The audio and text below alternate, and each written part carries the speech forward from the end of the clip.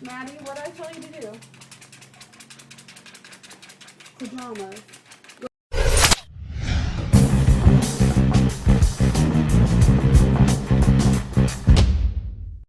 What's up, everybody? It's your boy Wings of Redemption, and I'm back, and I'm bringing you a little commentary here on the Black Ops.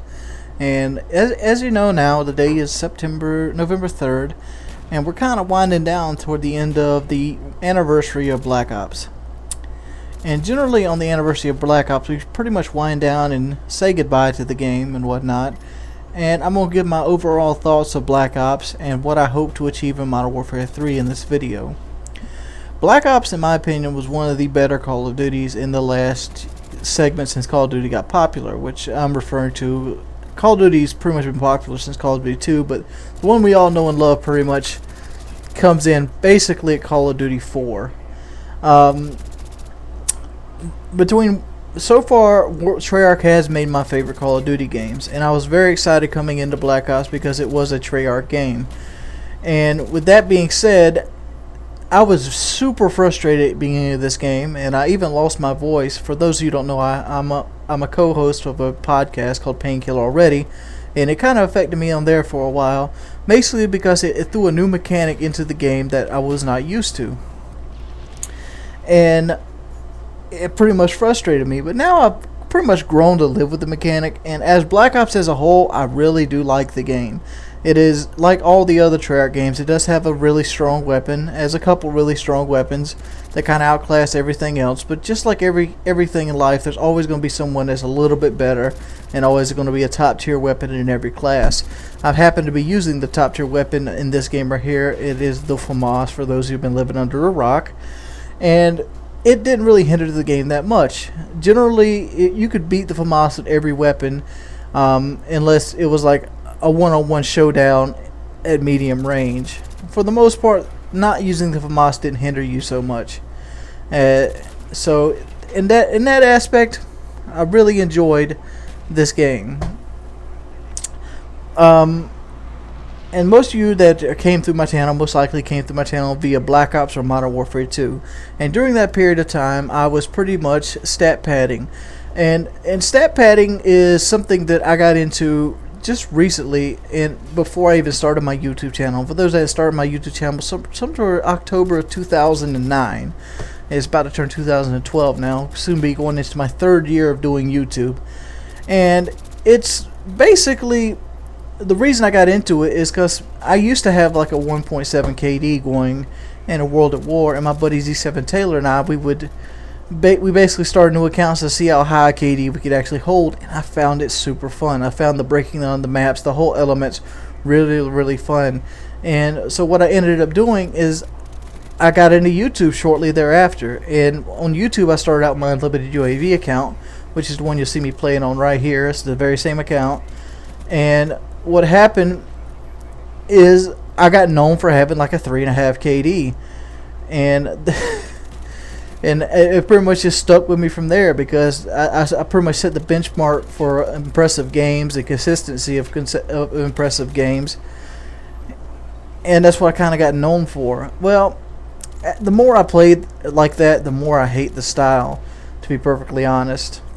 Playing defensively is a very consistent style. It's a style that pretty much based my channel on, and a lot of people actually like to see it too, but not so much anymore. The more mainstream I get, the more the style holds me back from being better than I actually can be.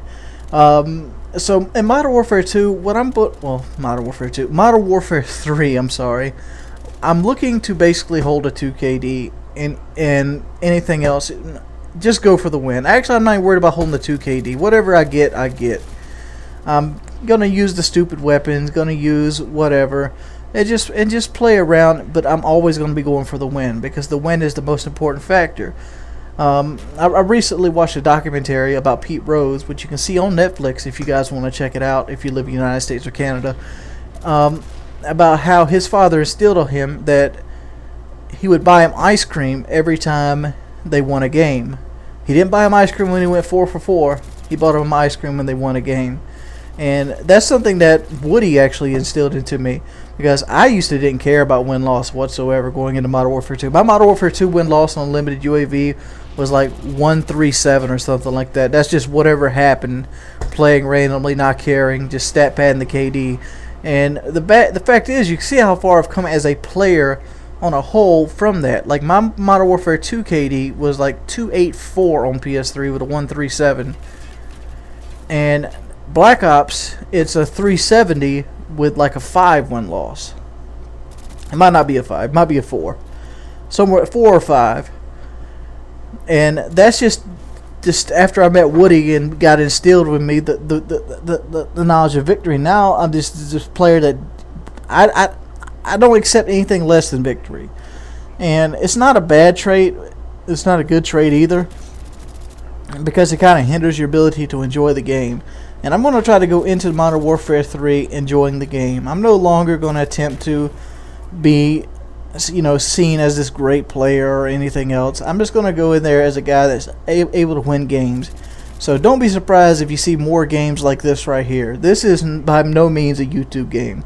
This is the game that I normally would just throw out and delete, but I decided to put it up this time for you guys. The main reason is, one, I get a lot of deaths in here, mainly because I didn't feel like sitting around and trying to get a YouTube game. I just wanted to go out there and make sure we got the win, and that's what I basically did. And I came out here and I got the win for our team.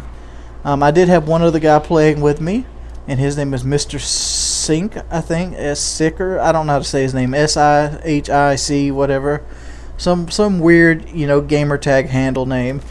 And it's just me and him versus a, I think at least a 4-man squad over there. And we pretty much gave him the old dick, gave him the workaroo. And all I'm basically doing here is pre-firing around the corner. And this is how I pretty much learned how to play Call of Duty, just doing the pre-fire.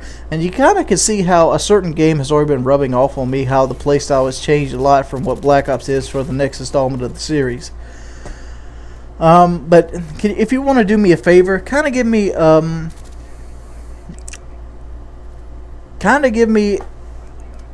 a scale on how much you enjoy gameplays like this versus gameplays where I go like 30-0, because those 30-0s, they do happen even when I'm playing. Like if I play TDM, obviously I'm going to play in the kill whore role, mainly because that's the easiest way to win. If I'm going 30 plus, that's going to save at least 3 teammates that don't have to do something else, and that leaves a lot of room for error and a lot of room for making mistakes later on in the game. Because there's, how many times have you been playing the game and you had this nasty ass game, like you ripping people, and then all of a sudden you fall apart at the end, but luckily you went positive enough that your team didn't suffer.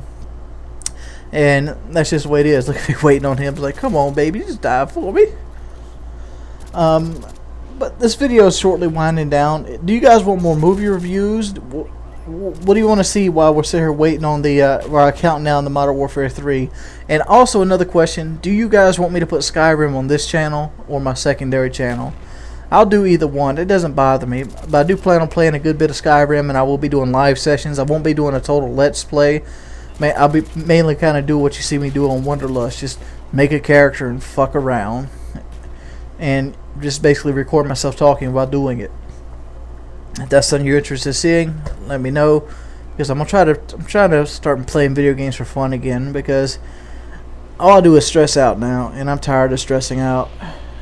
And, you know, if the channel makes it, it makes it. If it doesn't, it doesn't. It's your boy, Wings of Redemption. And this is, I think, like a 57 and 14 game or something like that. It's a little over 3 KD. It's about my average on this account. Ooh, don't you hate when that happens? It's like, oh, damn. Peace, people. Yes, sir, Brad Tanks. You know I ride tracks. Sitting, bing, bang on the older broad back. It's 120 millimeters, you ain't know. I got that gun. I don't know. It's stupid. Dude, we destroyed these kids in the tank. Me and my buddy CC. And we straight up obliterated guys in the tank. This right here was the thing of beauty. And I'm not trying to say we did anything exceptional in the tank here. But the fact is, the players that allowed us to do this was really, really, really bad. I mean, these are some horrible players. And they had no sense of means or nothing. This is what happens if you don't stop a tank. Just watch the amount of kills we get here. And the the fact is, these guys are so oblivious on how to play the game. We abandon the tank and then go back and repair the tank and fix it again, and still continue on with about our day. Look at this guy. He's throwing him a landmine. Sweet. He's trying to shoot my landmine here. But the tank on Battlefield is really fun. Battlefield is a very vehicle-oriented game, and a lot of people don't like that part about it. But that's the same reason I like World at War. I love the tanks in World at War as well. I used the tanks in World at War as well. I remember watching a CNanners video back in the day where he used the tank for like a millisecond. I'm like, dude, pound ass with that thing. That tank is there for you to use it, and it's there for you to use it to your advantage. As you see right here, like boom. Now I'm out here getting my repair on, because they finally started fighting back on our tank. But like he gets like his dogs and like jumps out of it. No, he didn't even do that. He like neutralized the other tank and then jumps out of it. I'm like, dude, you could have easily landed another 20-25 kills in that tank and helped your team go for the win. I mean, if you don't use it, somebody else is going to use it. As you see right here, like. And wouldn't you rather somebody that can use it to its fullest potential? If me and CC wasn't in this tank, do you think this tank would be doing the type of damage it's doing right now? No, of course not. Like I've seen games in Battlefield that we've actually lost because just the simple lack of the people grabbing the vehicles. I understand that people that you have to use the vehicles to get good with them. Oh, look at it, saving a C4 here. Right here's where we abandoned the tank. Like abandon the ship. Oh my God, no! And it. It was like, oh man. And CC was like, I don't want to abandon ship. I'm going to repair this piece. So I'm over here covering him with my M4 ACOG. Just kind of picking off the people as I can go. And I'm like, oh, you got the tank back. Sweet. Let me hop in and give us some guns. And there's that guy sitting in. I don't even know what he's doing. Yeah, let's bipod down against the tank. But the strange thing about this is I don't really like this map on Conquest. This is pretty cool. It's a pretty cool map on Rush, but on Conquest it bottlenecks you in that tunnel, and it becomes a serious firefight. You could take a lot of deaths just trying to get in a position on this thing, and it's really frustrating to try to pull a team out of the bottleneck on this map. But if you have a good helicopter pilot and you can take the little bird over, like me and CC, I took the little bird over, killed their helicopter, so I got a 4-man right there. And then he basically brung the tank up after my helicopter got shot down, and we hopped in this piece and we spawn trapped him ever since. Right? Well, notice what CC does right here. He backs out. Like usually when the tank gets around 50% health, you want to start backing away from the enemies with it, and you can use the sprint. I don't know how many times I've played with people randomly, and I've had to tell them that there's a sprint feature on the tank. If you hold the left trigger down, you go faster, but it loses the mobility of the tank. But you can use that to get away from certain areas, like those rockets, for example. Like if you're fighting another tank, what I like to do is I like to shoot the gun, and then when I know he's gonna be returning fire, I'll just gun it. Like, whoom, he'll usually shoot by you and hit him again. That's a good way to win tank wars. That and using the environment to your advantage. You could tell a good tank player from a bad tank player very easily. Like I'm just trying to rock this helicopter. Oh yeah, get down, son. You ain't no match for the tank of doom. Oh yeah, eat them 50 caliber bullets. Oh, that's right. Oh man, look at all this repair and I'm getting. Oh, never mind. I'm 24-2 at this point. Have a pretty good game going on, and there's my first death. And like you'll see me spawn back in here because CC keeps the tank alive. Like I'm like 5 seconds, CC, 5 seconds, and like boop, spawn back on the tank. Hello, baby. Get owned. But I ended the game 25-2, and that is picture perfect ability to abuse the tanks. Remember, use them. They're on the battlefield. It's been your boy, Wings of Redemption. Hope you guys have a wonderful day. Good to What's up, guys? It's your boy, Wings of Redemption, and I'm back, and I'm bringing you in the second part of this commentary. Aren't you excited? Oh, man. You got to go with the false enthusiasm. What's up, Pimps? Oh, man. Let's go and get back into this a little bit. Oh, man. My mic is really, really picking this up. Let me pull this away a little bit more. Alright.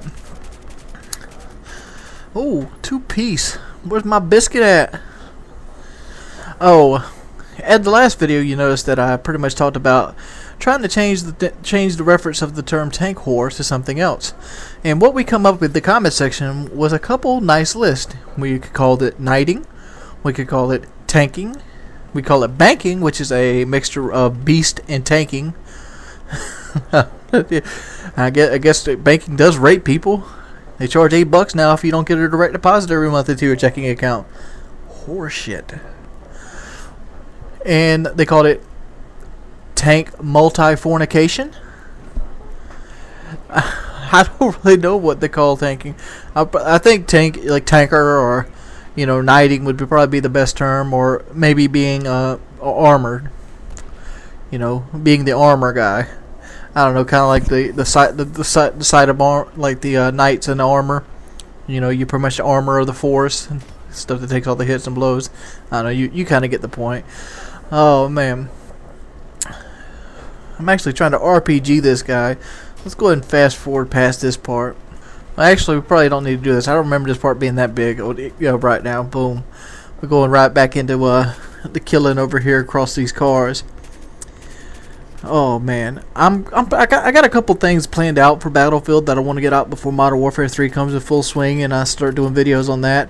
And one of the things I want to do is I want to kind of give a little tutorial on the helicopters, and you know, just a tidbit of tips based in there is on the helicopters, switch your stick to Legacy.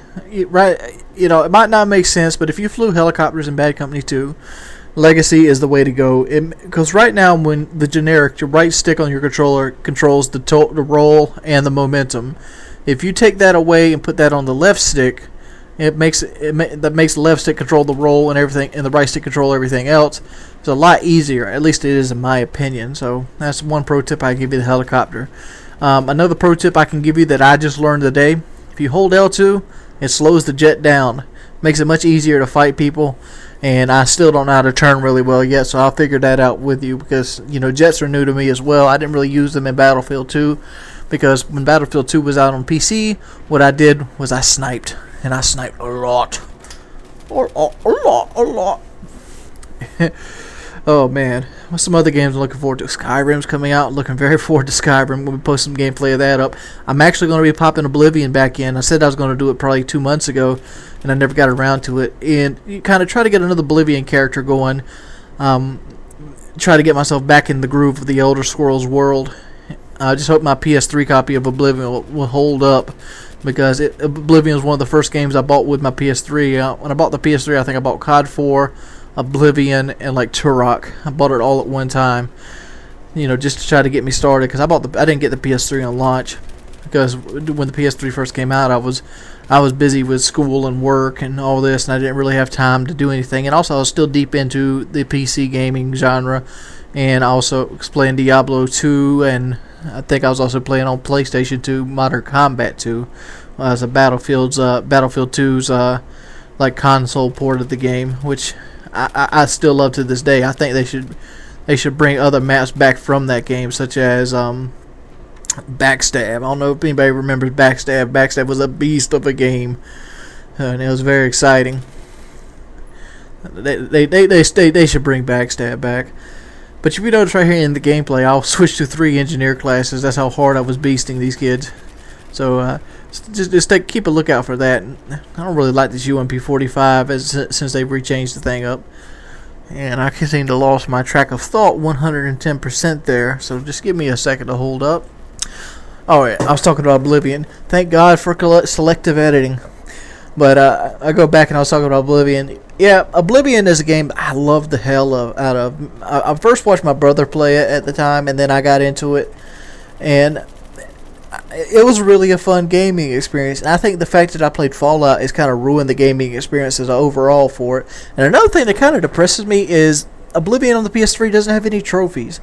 I know I'm not the biggest trophy guy in the world, and I probably never will be, but it makes me feel good when I hear that little boom sound at the top. I don't know what it is. It's like, yeah, I did something.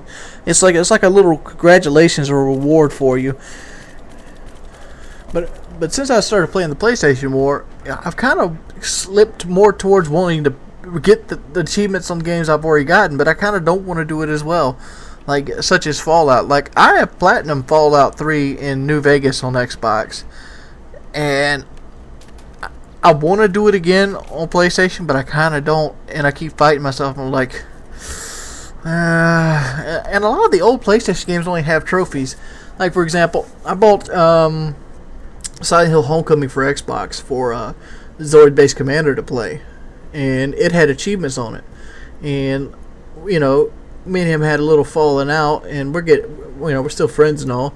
He just hadn't been over in a while, so I'm like, well, I don't want to wait till he returns my Xbox copy. So I went and bought a PS3 copy of the game to kind of justify it. You know, I don't have to give him PS3. Let's go buy it on PS3, and it doesn't have trophies. And I was mad as shit. It got to the point I didn't even play it. I didn't see a point in playing it without trophies. I guess I'm kind of spoiled. I remember like games like Final Fantasy VII and stuff like that didn't have trophies, and I play them anyway. But like, I want to be able to show that I played the game. Like, yeah, I got all these done. What you got, homeboy?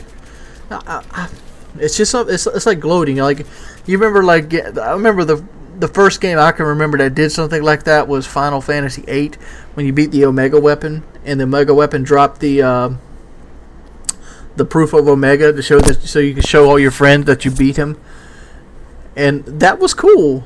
Like, yeah, but Omega weapon sucked, but you know, he was probably the easiest of all the Ultra bosses. And one thing I've always wanted to do too is the Final Fantasy VII thing. I even started the series called Final Fantasy VII Boss, and I've always wanted to finish that one, but that series kind of got like put on the down low because a lot of people didn't like it. I'm probably going to starting it back up, but I kind of got a little ahead in the series. I'm actually in the calm like talk right now. After I went ahead and finished Midgar up the other day because I just wanted to play the game, man. Oh crap! I actually got. Oh, look at that! Oh man, I don't know if I'm a beast or they just suck. Probably a little bit of both. Let's get the AK-74 reloaded. I think I almost break. I think I do break 10,000 on this game. But I have a question about Oblivion if I want to play it again. I always had to play like a thief or a warrior type class, mainly because of if I played like a mage, it would I'd always run out of mana. What's the best way to play a mage on Oblivion? Like, seriously, I mean, every other game I've ever played, the mages have been this like extremely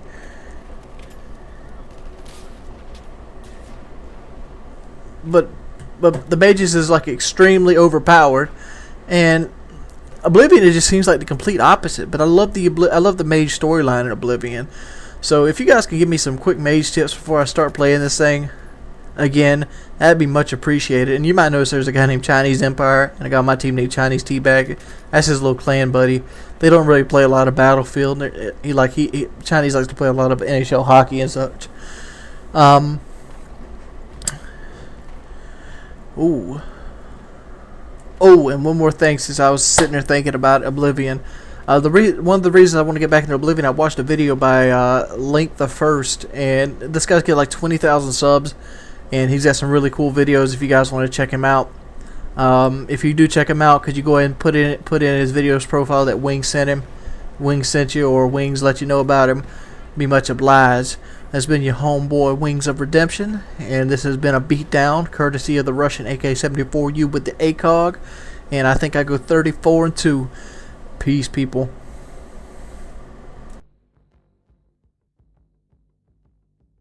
What's up, guys? It's your boy Wings of Redemption, and I'm bringing you some akimbo gameplay with the PM63, and I discovered a couple things today in the very last week of Black Ops.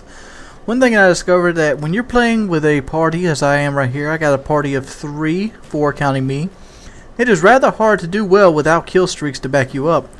And you kind of stay in the medium of pack. Even though you might pull a good KD spread and you might still get the win, standing out in a crowd of good players is really hard without kill streaks to pretty much push you over the top.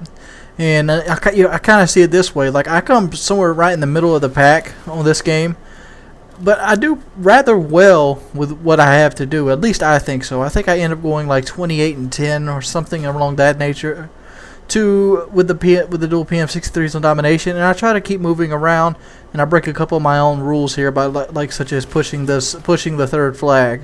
See right there, I don't use the PM63 that much, and I'm currently like level 42 on the 13th Prestige on PlayStation. And tomorrow is Modern Warfare 3 day. Well, tomorrow night is the midnight launch of the game. So I pretty much won't be getting the 14th Prestige on the PS3, and I utterly failed you guys. But technically, I played enough to get two max level prestiges on the game. I have twice the amount of time on Xbox as I do the PS3 on Black Ops, and I would have pretty much went double prestige on there. So I pretty much almost have 3 times the. I pretty much could have went to 14th 3 times in the time I put in Black Ops this year, which was around 30 odd days. So I put the time in. And but that's not what I want to talk about during this video. What I want to talk about during this video is the finale of the Body Patrol.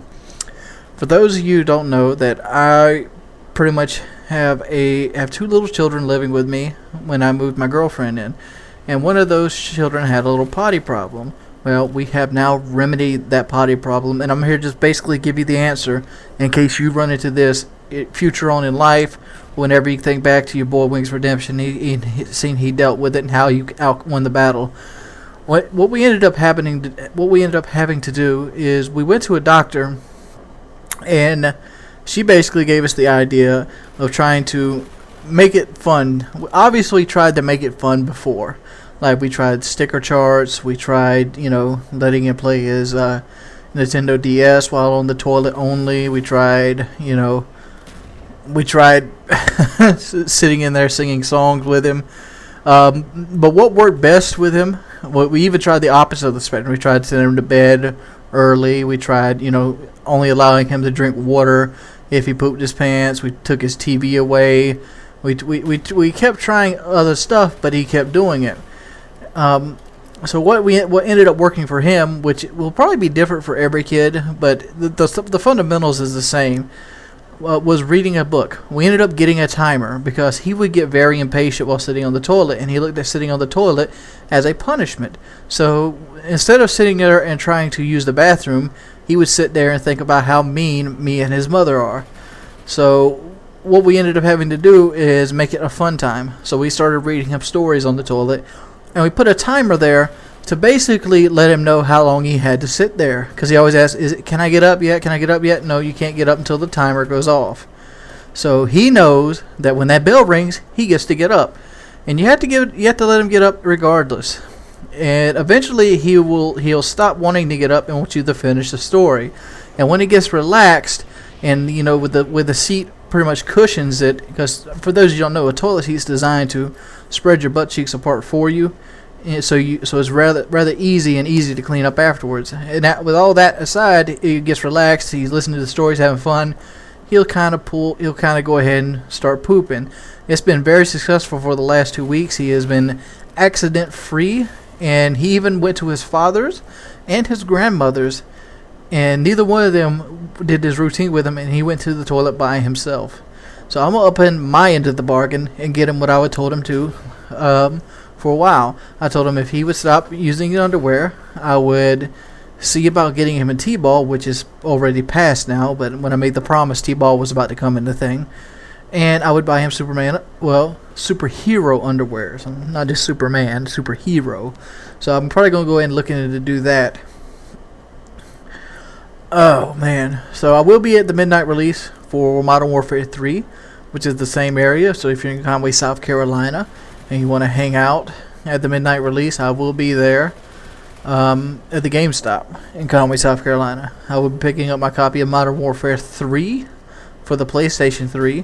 So I will also probably have a video up ready for the Xbox that night as well. And I basically just give you my rundown and my opinions of the game, having the game early. Because I usually end up getting most of the games that come out early. Like, I could have gotten Skyrim early, but I decided not to, mainly because, one, I didn't want to pay an extra $30 for it, and two, 4 days, I can wait with that, especially with Modern Warfare 3 right here around the corner, and I'll be putting a lot of time in that in the next few days.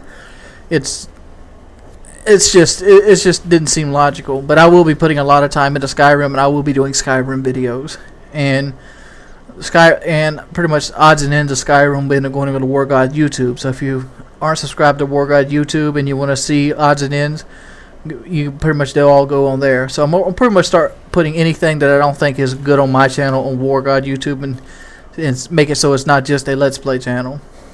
I don't really care how many views that channel over there gets, it regardless.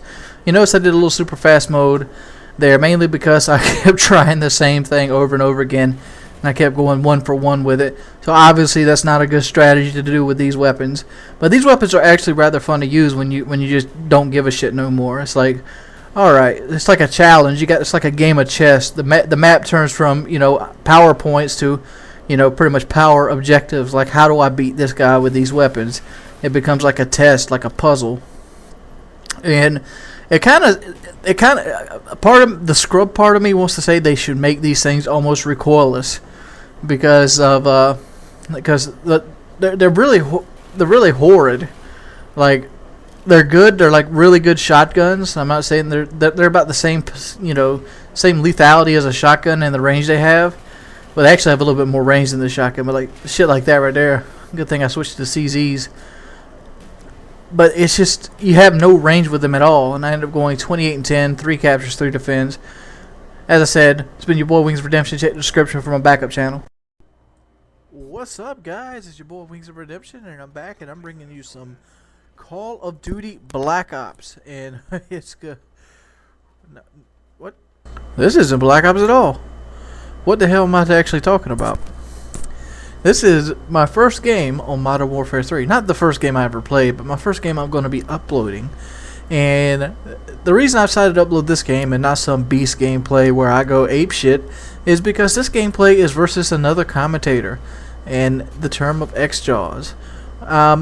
This game I actually got before the game came out, and I was in a lobby with 2 friends. I had Steve Schwent here, and I also had my buddy, the Bearded Gamer, and we ran into Xjawz in a TDM lobby, and he happened to have a couple good guys on his team as well. Well, he had at least one good guy on his team, and it kind of got offsided by the fact that we had a couple really, really bad players, and I'm talking about like 1 in 25 bad players. So essentially, it was a pretty even up match. And like you see right now, we're losing 600 to 900. And by long and behold, Steve Schwent, he is a sniper, so he kind of struggled a little bit in these matches. I start this game off really, really well. I started off with a 7 kill streak, and I don't really recommend running kill streaks like this. I actually had this on to try to get big games, and I switched to I just unlocked the ACR, and I wanted to try it out. This is like my second game having the ACR, and I accidentally put it on this kit right here, which was like my Scar L kit, and it had the strike package already set up that way. I switched it back to my normal setup of like UAV, IMS, and like I think precision airstrike, because the kill streaks in this game don't really make this huge amount of difference to how the outcome of a game happens. As you see right there, my kill streaks, Xjawz shot down my helicopter, and I couldn't get to my strife run because I got attack helicopter strife run Pavlo on. So all in all, it just kind of puckered out. But I really enjoyed this series of games. We played about 8 games, and we pretty much went 4 for 4. My team won 4, his team won 4. We took our turns at the top of the lobby leaderboard, and this happens to be one of the games I did better in. And a lot of it, I catch him in situational awareness problems. Like I really, like he is, like even like people that's following Billionaires Bash. I'm gonna admit, Xjawz is better on the stick than I am. Where the way I usually defeat a player of his caliber in game is just pretty much situational awareness. Like I hit him on an odd line of sight. I catch him off guard. I read his patterns. That's how you beat a guy that's got better hand-eye coordination than you. And you'll see often, a lot of times throughout this game, you'll see me kill Xjawz mainly because I use a super odd line of sight. And I'm just going to go ahead and step in and tell you about the maps that Call of Duty has to offer. This year, the maps are very, very strange. Like you've heard other people talk about them pretty much in their first impressions videos which came out. And the maps have very little to no PowerPoints. What this means is there's very little places that you actually could head glitch. Like you see right here, this car. But even then, this car is almost 100%. You can almost 100% shoot through it, unlike COD 4. And like you see right here, there's like a bucket of napkins in a generator blocking me from head glitching this area. So I pretty much have to shoot through it. This makes perks like focus attachments such as impact a lot more useful. At least it does in my book. And you see C-Swint right there getting the drop, and I pick up a silenced. Oh, and look at that right there. Get saved again.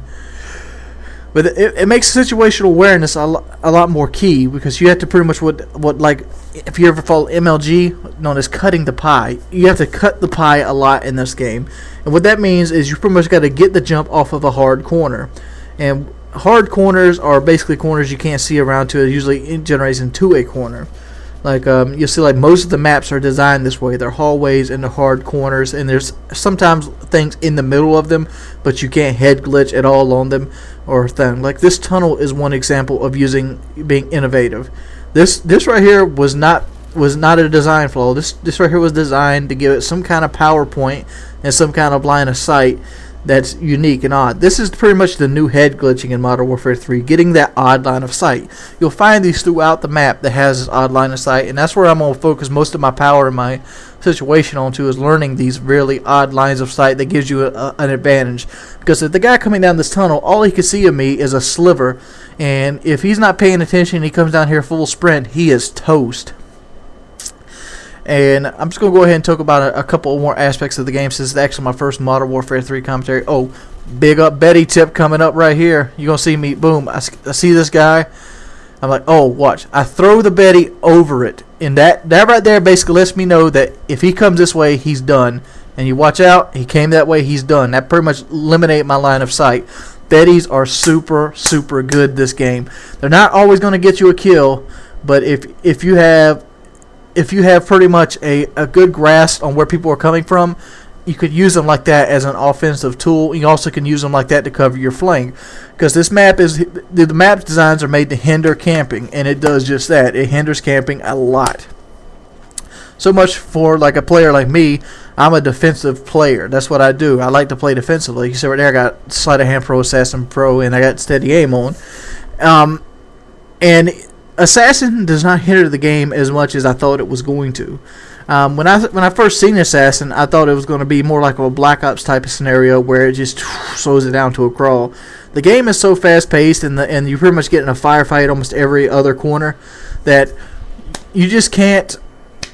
It just doesn't slow the game down at all. It'll catch you off guard, just like Ghost did every now and then, but for the most part, not so much. And pro tips. Assassin does protect you from advanced UAV. You see me right here throwing the Betty down, the Betty down there. I don't know why they're called bouncing Betties. They're really strange in that they don't act like bouncing Betties at all. I guess they kind of do. They jump up, but they're like this 21st century bouncing Betty. Super excited though about Modern Warfare 3. It's gonna be a fun time regardless. It is by far no means the greatest Call of Duty ever to conceive man. It is a different experience, but at the same time, it feels like the same experience. I don't know how long it's pretty much going to go out there. I don't know how the map pack's going to pretty much add life to it, because we're supposed to be getting new maps every month thanks to the elite service, and you also have the other thing. So who knows? Hope you guys have a wonderful evening. What's up, guys? It's your boy WingsofRedemption, and I'm back, and I'm bringing you the first gameplay I had on the PS3. It jumped a little bit into this, but it's not too far into it. So I actually joined this game late, and this is pretty much how it is. This right here is called Bootleg, the name of this map. And Bootleg is a little weird, but not so much. And let's go ahead and kind of break down the map for you. Bootleg is basically a middle section which has a second story and 3 entrances under the second story. That's the dead middle of the map. Everything else is one big old square. This alleyway right here, which I like to call Car Alley. Then you have the market area. Then you have high rise, and then you have what I'm going to call black market, which is the far left. As you can see right here, you can see through these grates, and you can easily shoot people. You'll see me work this angle this entire map. This is one of the ways that you can play this effectively and get a good kill streak going. This is actually the first game I played on this map. Like you see right there, I'm looking right through that grate. This gives me a lot of visual cover, and that's pretty much all that this game is pretty much going to offer you for the most part. There's very few spots where you can post up, and there's very few power positions in the map. So what you want to do is just use a lot of visual cover, like those potted plants, and they kind of put stuff in the map that gives you odd angles of the map itself. Let me get, for example, was on the potted plant. You see that you can see through the grates into that area. People normally wouldn't look there. They normally look at the barrel, which they expect you to head glitch on. It's generally going to give away it generally gives away where the head glitch is actually going to be at. Oh, I finally get my Reaper right there. I'm not really good with this Reaper, so let's go ahead and speed the Reaper up. Oh man, the Reaper is one of those kill streaks that in theory could be good, but the maps are really city oriented, and it's very enclosed, so you might get 3 kills with it at one whole section. Alright, but I died again during the Reaper, so it ends up putting me at like 13-2. And the only reason this matters is because it's TDM. And oh look, my care package is an assault drone. Sweet. The assault drone is cool. It's worth a good 4 or 5 kills. Maybe more if you actually run up on some people. But yeah, it makes you feel like you're Johnny 5. You remember Johnny 5 in Short Circuit? It's like Johnny 5. Oh man, it's on people with Johnny 5. So I'm gonna call the assault drone the Johnny 5. But what I was talking about. Generally, a good place you'll recognize or you'll figure out is when they put the little secret lines of sight in, or the subliminal lines of sight. They're most likely going to be close to a head glitch that's pretty obvious. Like, for example, that barrel back there is pretty obvious head glitch. That's the reason the head glitches don't really work in this game as much as it does in the last games, is because there's so few of them, people memorize them, and they pretty much look there the first thing.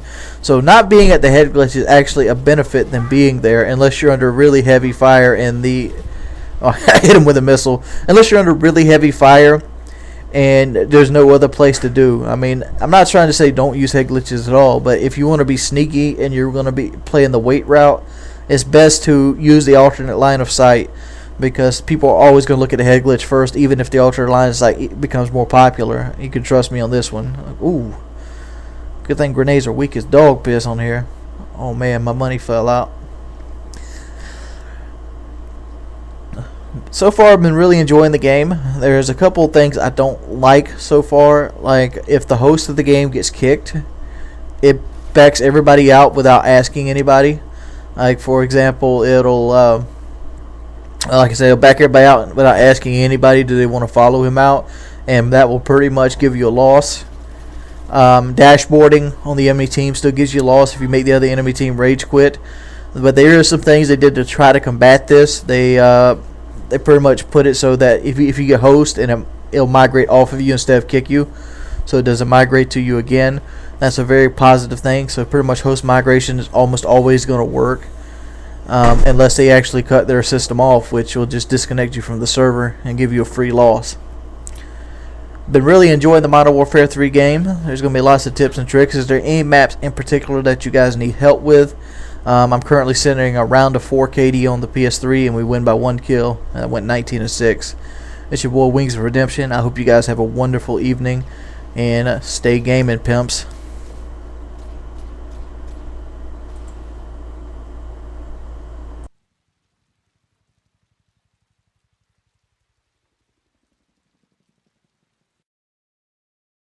What's up, everybody? It's your boy Wings of Redemption, and I'm back, and I'm bringing you something that everybody's been requesting lately. It's a TDM on Arkaden.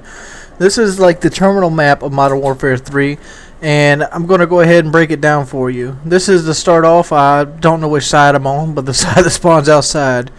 There's a bar area, and it goes into like a little room area, which is where I'm at right now. That's the main terminal. This is the back side of the main terminal. What I like to do is basically work my way across the bar area and come up through the back terminal, just like you see me do right here. The spawn points is behind this room area right here to my right. There's going to be a rooftop area. I don't know how the layout of this map is supposed to work. And that rooftop area is where a lot of the people to spawn at. And you'll see me keep looking back here. That's why I came back here right now, because I knew they spawned back here and ended up losing that gunfight.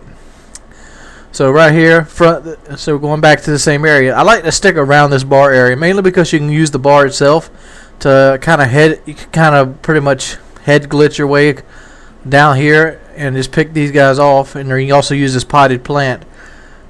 And you also could come back here and jump on the sofa and shoot at the front entrance door.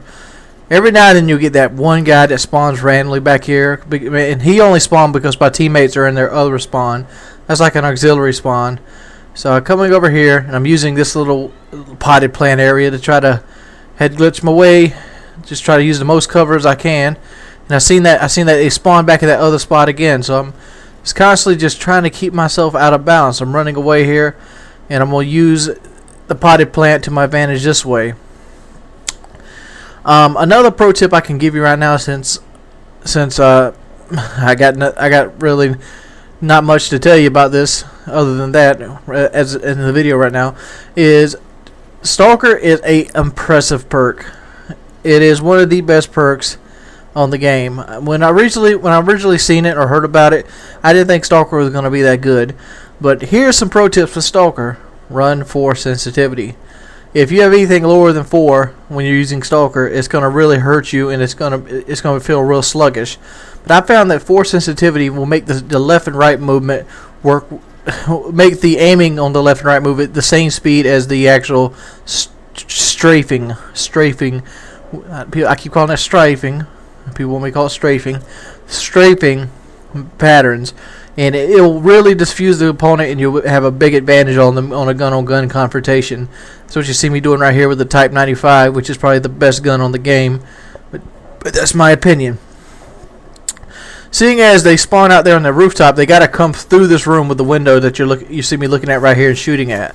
So if you want to, you can pick some easy kills up that way, and you haven't really got to worry about it because they're either going to come from under you and you still have the height advantage, or they're going to have to come up and around, which if you're in this position, your team's already in the terminal anyway, so you have a pretty easy time going ahead and molesting them with your pistol or whatever. Right now I'm actually looking for a gun, so I'm taking some risk. This is not, advised in any way, shape, or form. Secondaries, I like to use the P99 as the secondary, mainly because I like the way the pistol looks. And 2, I like the way I don't like the way the submachine guns handle. Well, the machine pistols handle. They're very, very laggy, and well, not laggy. They have very, very high recoil. I'm using the wrong words here, and I end up overshooting people. I'd much rather just spam the pistol. You see me trying to work this area right here with a SCAR L. There we go. Just like that. Ooh, notice the duck down, come back up, and I got an assist. Now they're doing the all spawn again way down here, so I'm just going to kind of try to work my way around. UAVs are crucial. You always got to have, if you're not running at a party like I am right here, you got to have a UAV on. I was actually trying to go for a big YouTube game, and I failed miserably, and that's pretty much the norm. Oh, didn't get a piece of him. I got that there. There we go. Another full SCAR. And now I'm going to go back and kind of work the bar area. My first place to look at is those apartment buildings. You always see me look over here toward these apartment building alcove. And it's because there's always somebody over here. And oh no! If there's not somebody over there, there's going to be somebody there quickly, and unless your team's actually pretty much stationed over there. So that's a pretty good tip for Arkaden. Those apartment complexes where most of the fighting is going to happen here. As you see me getting a pistol kill right here. I was actually trying to get that daily challenge done. It's like kill 5 people with your pistol. So I was just trying to pick as many people off with a pistol as humanly possible. And it's just something I always do with a 3-round burst weapon. Like if I get to a close range engagement, instead of trying to do it with a 3-round burst weapon, I'll just go ahead and do it with the sidearm. I even do that kind of stuff when I'm playing Battlefield. And there's going to be more Battlefield gameplay. I've not abandoned the game. It's just Modern Warfare 3 is the hot thing right now, and I got to put out Modern Warfare 3 videos to stay up with the norm, get up with the Joneses. And so you expect a lot of Modern Warfare 3 content, but Battlefield will be cycled back in the next month or so. We also have Skyrim coming up as well.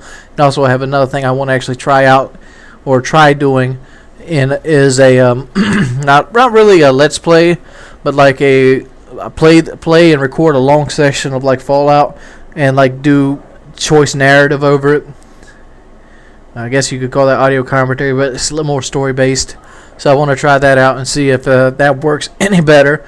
If hopefully some of these tips help you in Arkaden.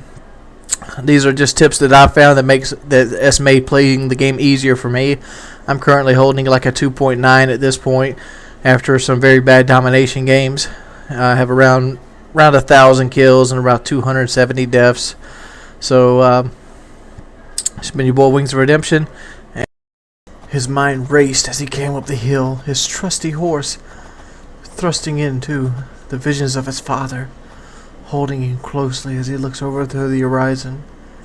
He remembered it from his childhood, trying to find his way, navigating the stars. Yes, if I did this, I could prove my worth as a man. Casting out into the forest, uncertain direction, but as a whim, riding instinct in the back of his mind as it was a compass, holding true to what his father had said. The ways of the warrior fall dim, but he had finally made it. The ruins that he remembered of his childhood, the urge memory scratching up from the pit of his stomach as he remembers the foul beast. He leaves his horse to find a bit of solace in the dark Nampi tombs, to have some sense of grandeur in the hollowed halls of dead men's past. Confused and alienated, he gets his bounds, and he remembers the front door as he's seen as a child. And without fear, he enters the musky tomb. Without anything to rely on from his past, he dwells down into the catacomb-like maze, unaware of what waits him in the dark.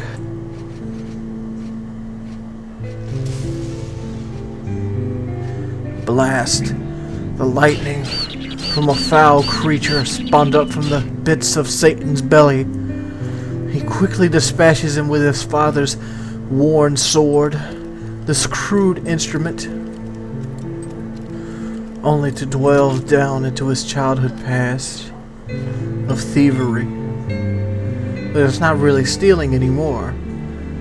These echoing hallways, this awaiting tomb like arms of a loving mother to hold you inside.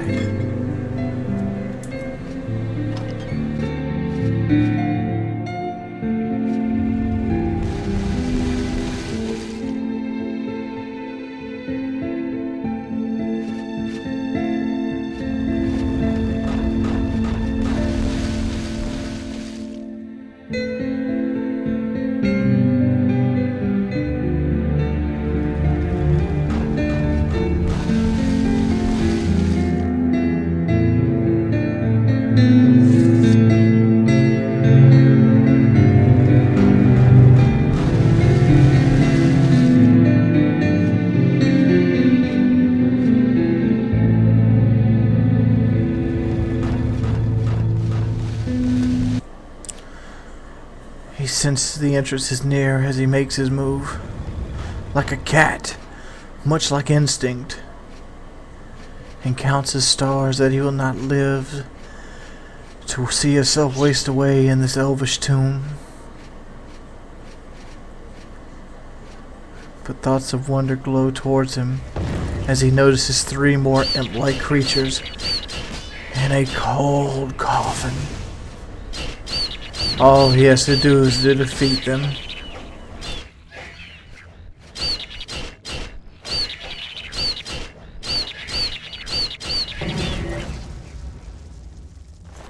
Awestruck and in a haze, he finds himself wondering and notices a blue light.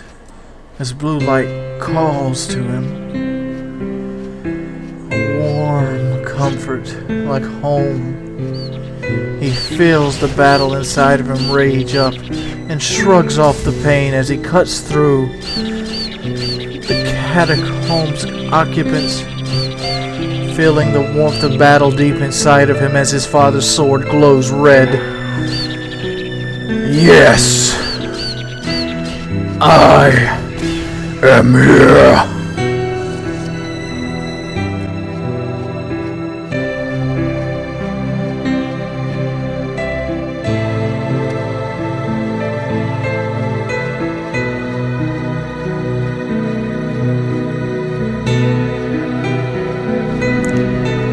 Realizing that the high elf treasure might be nothing more than a myth, he wanders through the place aimlessly, realizing that everything that he thought that would be in here as a boy, it was really nothing but a forgotten monument, full of woodland inhabitants guarding nothing.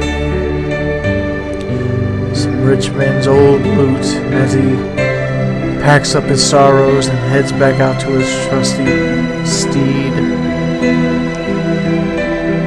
In the back of his mind, he wonders,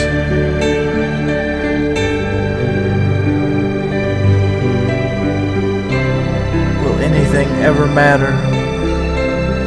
Will I ever cast my mark onto history?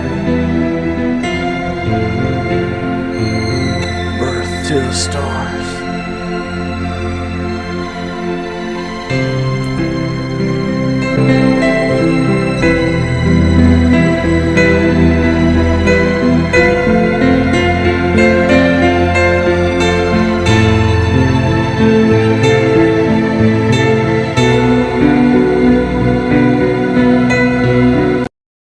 What's up, guys? It's your boy Wings of Redemption, and I'm back and I'm bringing you a little gameplay here on Demolition. It's a little quick gameplay where I think I go 14-1, and I just kind of want to show off something that I just recently found out. It's this specialist class. The specialist class is basically you get perks instead of kill streaks when you basically going through your kill streaks. And the sweetest thing about it is once you get all 8 or 7 kill streaks you run a hardline, you turn into this super soldier. I'm talking about like Juggernaut type super soldier. You run faster, you move faster, you shoot faster, you have less sway. You just become this massive beast. And the best thing is, almost everything is worth double experience after you get the 7th kill. It's really cool, and it's probably really useful to level up here. As you'll see me kind of get into it towards the beginning of the next round. So we'll go ahead and show that off to you. I've been reset here, so I'm going ahead and planting the bomb in Demolition. This is the A bomb, and I see that we have a advanced UAV up, so I'm gonna go up and around on these guys. I got my quick draw on my first thing, so I put hardline on, so every time I get 1 kill, I get an extra perk. So it's basically having 4 perks. So I pick up the 2nd kill there, come up and around, and you'll see me go straight up to the full out juiced here in a minute. Oh yeah, where is it at? Alright, got 6. Let's see here, looking for the 7th. The big thing is, because you have extreme conditioning and you have basically juiced on, because you run as fast as you would with juice, it's very easy to flank people. And if you got other people throwing UAVs up, you will straight up destroy people. I was kind of wondering how Juicer and T-Mart were getting M.O.Bs before the game first came out. And they kept talking about this setup, and I could see, I mean, it makes it considerably easier to kill people since you're so much faster than them. But by no means you're by no means invincible though. You're just really fast, and you reload fast, you shoot fast, you aim on sight fast, you run fast. You become a super soldier essentially. You see right here, I got all of them. Look how fast I'm moving now. Look at this. It's retarded. Oh, you only get to see a second. Let me go and clip in another video. Show you the speed. Right here is going to showing off the speed. I just got my 8th kill. Look how much faster I move now. It's just retarded. Super speed. I'm going to be coming up and around. I was kind of impressed. I got really brush happy as soon as I got into this thing, but it shows you how quickly you move around the map with this, and you'll just start dominating people. Like boom, boom. Here's the first 2. You notice the extra experience area. You pretty much get double XP as soon as you hit it. Boom, pick him up, pick him up. Another double kill. It's moving right on through. But you kind of get the gist of it right there. It's really strong. You guys should give it a try. I kind of overlooked it because I didn't want to give up UAV and stuff like that, but it's kind of worth it. Hope this video was informative to you. Hope you guys had some fun. See you later. What's up, fellas? It's your boy Wings of Redemption, and I'm back. And after a long time yesterday, we're good to go. This is a team defender, and this is something that Woody kind of turned me on to, because when I first played the game mode, I thought it was more like Oddball, where you just had to hold the flag as long as you possibly can. And it turns out that's not the correct way to play this game type, so I'm going to go ahead and run it down to you. This is basically a TDM with an objective. You know, you might think of like, oh, what about headquarters? Well, headquarters has a little deeper objective than this. This objective is basically holding a spot in the map. It's like it's more like a clubhouse type game. You grab the flag, you find your corner, and your team protects that corner until they can take the flag from you. Like right there, I killed the flag carrier, and somebody else picked it up. We actually struggle pretty good in this game, and I'm putting this game up mainly because I was one of the big deciding factors in the win here, because I pull out a nice piece of gun work right there toward the end of the game. And it's a really close game, and there's a lot of negative people on the team.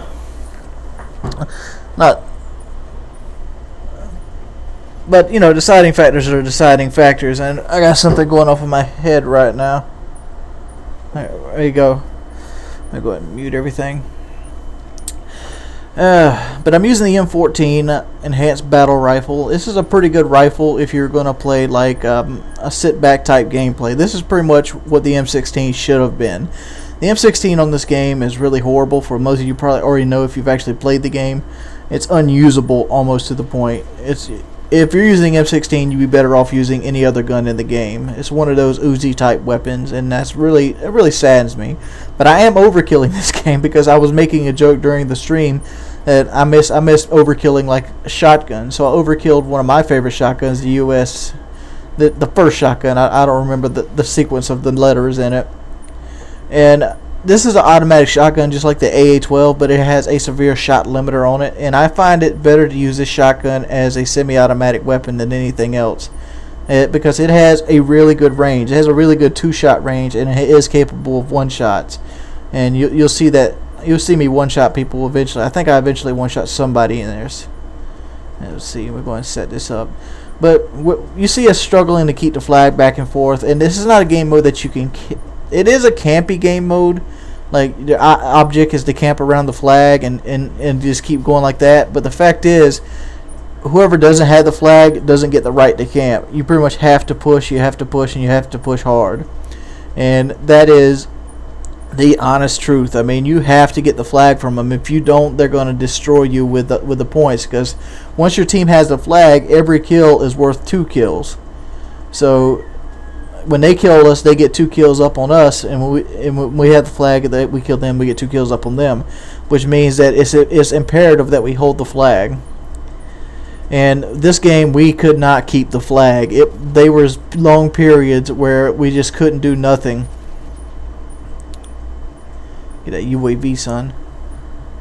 You see we're up right now, but watch it. The game's going to get a little more interesting as it turns a corner.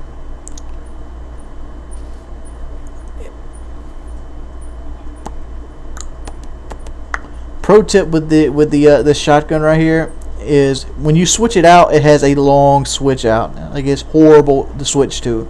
And I know YY doesn't really work in this game, but you'll see it a couple times. If you YY when you first switch to this weapon, you eliminate the cocking motion of the gun, and it will pretty much save your life. And if you're switching to it because you're out of bullets, or you're switching to it because it's going to the point where you need a close range weapon. The shotguns on this game, I feel like they're primaries, but I feel like their whole purpose was to be overkill, because most of them are not very good. Like the AA-12, it can kill 2 people, but it actually takes 4 shots to kill. So, you know, who's going to want to run around with a weapon that has no range and takes 4 shots to kill when, you know, you can use the M4 and kill in 4 shots and have range all the way across the map. That's something I didn't understand why they did the shotguns that way. I understand they don't want people to over abuse them like they did in Modern Warfare 2, but the shotguns in Modern Warfare 2 were fine. At least they were in my book. I had no problem with them. And this thing needs extended mags. It has 6 shots. But like a shotgun, the shotgun's a little bit better than using a knife in my book. That's about all it is. Ooh, we get a 2 shot right there. I don't understand why they put this fully automatic shotgun with such a severe limiter on it. Like, there's no point into shooting this shotgun fully automatic. Zero to nothing. Because you could actually shoot a semi-automatic shotgun like the Striker faster than you could shoot this weapon, and that's the truth. Let's see here. Look how close the game is now because they've had the flag so long, and they're about to take it back from us. We're up by like 650 points, and now we're up by 900. Look at them. Oh, nobody has the flag right now, so it's an even 50-50. But they're about to take the flag back from us. I'm like, not gonna happen. Watch this 3-piece and a motherfucking biscuit right here. I'll pick him up. Here it comes.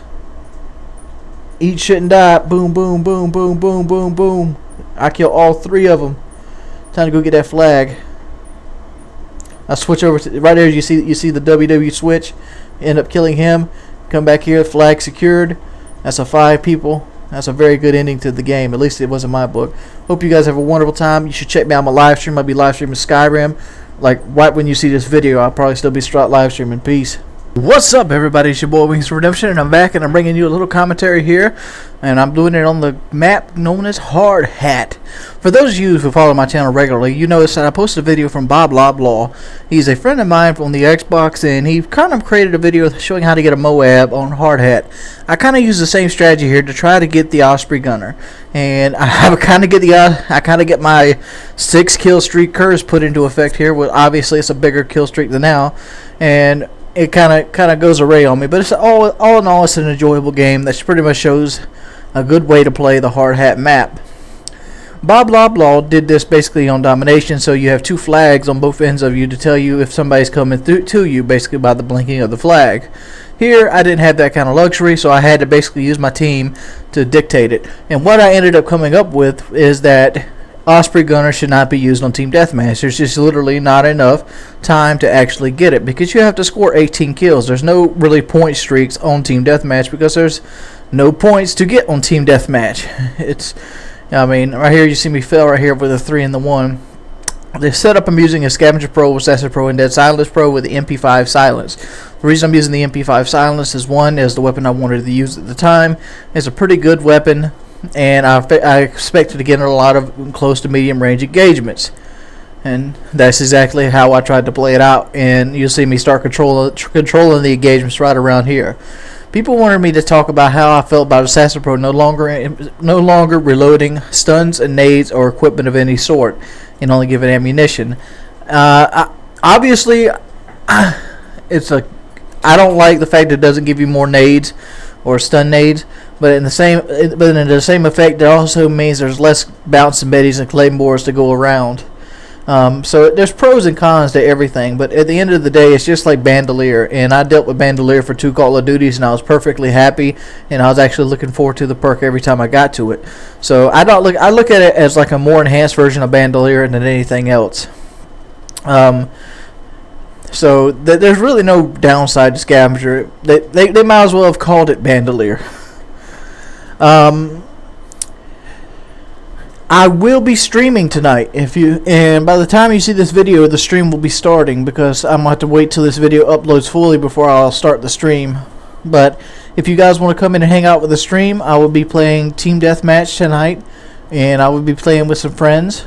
So if you want to come out, hang out, ask questions, or watch me fail, that's completely up to you. Streaming, I have found that I have trouble streaming on the PlayStation 3. The main reason of that is because I basically use a program that requires my mic to be hooked into my computer, thus not allowing me to talk to my teammates on the PlayStation 3 without use of a secondary headset. That and the fact there's some vicious lag going on right now on the PlayStation 3, and that's very, very annoying. But for those who don't know, that I have basically got a new connection, and thus allowing me to stream, and it's basically sparked my interest in Let's Plays again. So my Let's Plays channel has kicked up, and it's kicked up with a vengeance. What videos that used to take me 10 hours to upload now take me only around 40 minutes to upload. So I've recently, even to this day, I just uploaded 3 20-minute Skyrim videos in 3 hours. And they're up on my War God YouTube channel, which you can check out in the description of this video. And that's basically how I do it. I stream Skyrim every morning. It's the first game that I stream. Well, it's not always the first, but by noon I'm streaming Skyrim, and I usually break it down into sections. Like if I go clean out a tower, or if I do this or do that, and I try to cut out deaths if there is deaths, because I do play the game on a harder setting than most would, and I'm also trying to learn the game at the same time. But you see, I get the AH6 Overwatch here, and I really like this AH6 Overwatch mainly because you kind of can stand on a wall and have it shoot over the wall and keep it where you want to keep it at. It's kind of like an attack helicopter that you could pretty much control, if that makes sense. Like say if everybody's having a standoff over on one side of this wall right here. I don't know what it is. Fuck it, is ass clapper time. Which, the ass clapper freaking is horrible. Look at that burning flag. Why would you even put a flag on the crane like that? It's cool looking, but like it just doesn't make sense. But it'll just shoot over the walls. So I use the walls to my advantage. Like, just stand near them and let the AH9 kill them. It's a really cool kill. It's a really cool kill streak. I'm sorry about that. And like a very good setup could be Predator Attack Helicopter AH9 or AH6. I forgot what it is off the top of my head. As you see me failing, went off. Watch here, the 6 kill streak curse coming into effect right now. Watch it. I'm like, fuck it. I'm anxious. I got like 10 kills left. I just want to get the Osprey gunner because I haven't got an Osprey gunner yet. I hardly ever wear it, mainly because 18 point streak on this game is very difficult for me. So it's just one of those things, and I'm like, I end up getting to the point like, screw it, I'm going to try to go out with a bang, and I'm going to rush in and get this. And you're going to see me fail. But if you guys want to check out the stream, go ahead and come over to the stream. It's in the link. It's in the description box below. I do use odd weapons, and I do requests and things like that. I don't really care about my kill death ratio in this game, which is currently sitting at like 2.9, 2.3, somewhere in that ballpark. But I do play to win, and I play to win hard. And it's your boy Wings of Redemption, and hopefully you learn something from this video. For those of you who don't usually normally visit my channel and you're seeing this video for the first time, if you want to, go ahead and subscribe. I upload 2 videos on my main channel and 3 to 6 on my secondary channel each day. Peace. What's up, guys? It's your boy Wings of Redemption, and I'm back, and I'm bringing you a commentary today with the Type 95, which is probably my favorite assault rifle in the games thus far, but I still haven't unlocked the FAD yet. I just want to go ahead and talk about a couple of things real quickly. My last video, a lot of people seemed to think I was crying about my lag, more as I was showing you what I have to go through most of the time to try to get good gameplays for you guys, and something that has been really hindering me a lot in Modern Warfare 3. If you notice, if you want to go back and watch that video, you'll notice that I wasn't complaining that he beat me in the gunfight after the host round migration. I was complaining that he was shooting me during the host migration. Like, there was a 3 or 4 second lag in that game for me, and it took an extra 3 seconds for me to get through the host migration than him. So I was dead by the time coming out of it, and I had no chance going into it. That was the whole purpose of that video. You could probably check it out. It'll be in the link below if you want to look at it again, because it didn't really show you to the end of the video. Maybe I should have highlighted that more in the video itself. And another thing that's been bothering me since I started streaming is people have started stalking me. Like, literally, like every time I stream, there's like people that show up just to either follow me around with an LMG, or, you know, try to shoot down everything that I put up, which is really annoying. Mainly because, you know, I play to get gameplays for you guys, to have something to talk about, and I play for entertainment on the stream, so we can hang out, chill out, and have fun. But I always end up having to go into try-hard mode just to just to win games because people want to come in and make me have to go into try-hard mode. It's really annoying. It's really boring, at least in my book, and it makes it very unenjoyable. But what can you do? I still got to call Microsoft support about them, and maybe hopefully get something done so they can't follow me into games, because it's always the same people. Most people are pretty respectable about it, but there's always some kids that think they want to have fun at your expense. Whatever. When I get my AH6 Overwatch, this is my favorite kill streak setup. Oh yeah, walk the dog 2. One thing, this might seem like a boring topic, but I liked it better when it came across the middle of the screen than off to the side. For some reason, I get distracted and I never get to see what challenges I have done or what's happening because I don't want to look over to the right. I just don't have myself trained to look over there. And I don't know, that's just something that's always really bothered me about this game. I know that's something really small and minute, but it's just like, it's kind of more professional looking, I guess. How else do you guys kind of feel about that?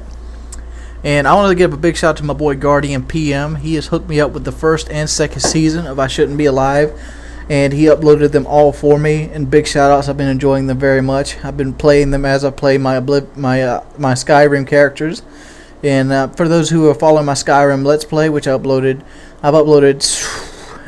7 videos of Skyrim on my secondary channel, which is in the description. I started the LP, which I have 1 video up right now as I talk about this video, but I have 4 other videos ready to go up. They're all half-hour apiece, but my third hour Let's Play kind of got killed because I didn't save it in time, and the computer did a mandatory reset. So there's going to be like a section. There's like an hour section I'm going to have to skip throughout the game, which I think it was just me clearing the cave, to be honest. Anyway, nothing really that big or important. Well, it did have me kill another dragon toward the end of it, but it's pretty much the same strategy as the last dragon, the first dragon that you see me play. So it's all good and grand. And this is when the game is fun, when I have a good connection, playing solid. So hopefully Modern Warfare 3 will be more fun as they start putting patches out and actually getting the connection and the matchmaking working. But over in that, it is a fun experience. It's made even funner the fact that I can share it with you guys in the stream wise. But there's something in the back of me always like, why couldn't I have started doing this in Modern Warfare 3? And, you know, you always have those kind of regrets. Just like I think a lot of people had those kind of regrets when they started posting multiplayer and they waited on Modern Warfare 2 or World at War.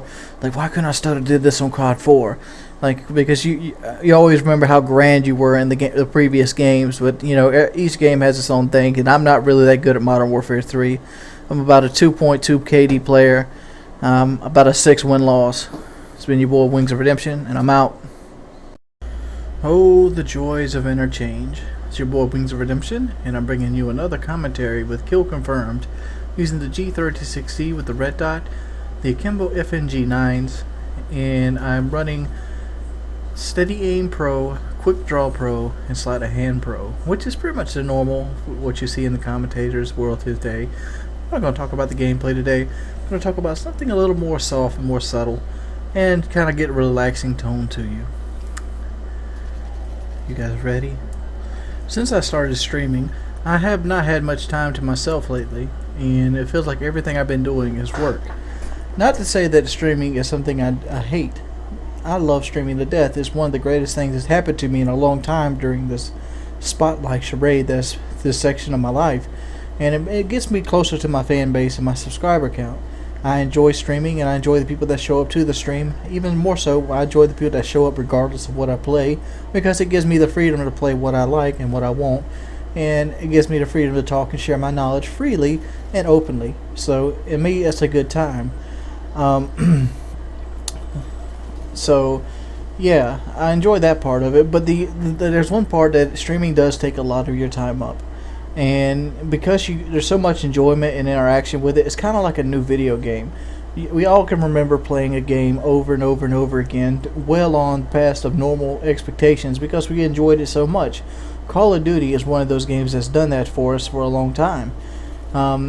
Do I feel like Call of Duty can continue to do this? Yes, I feel like Call of Duty still has the power to hold our attention for long periods of time. And I think they're going to experiment, and they're actually going to find something new and fresh and, innovating about the series. But how much can you innovate, point, gun, shoot?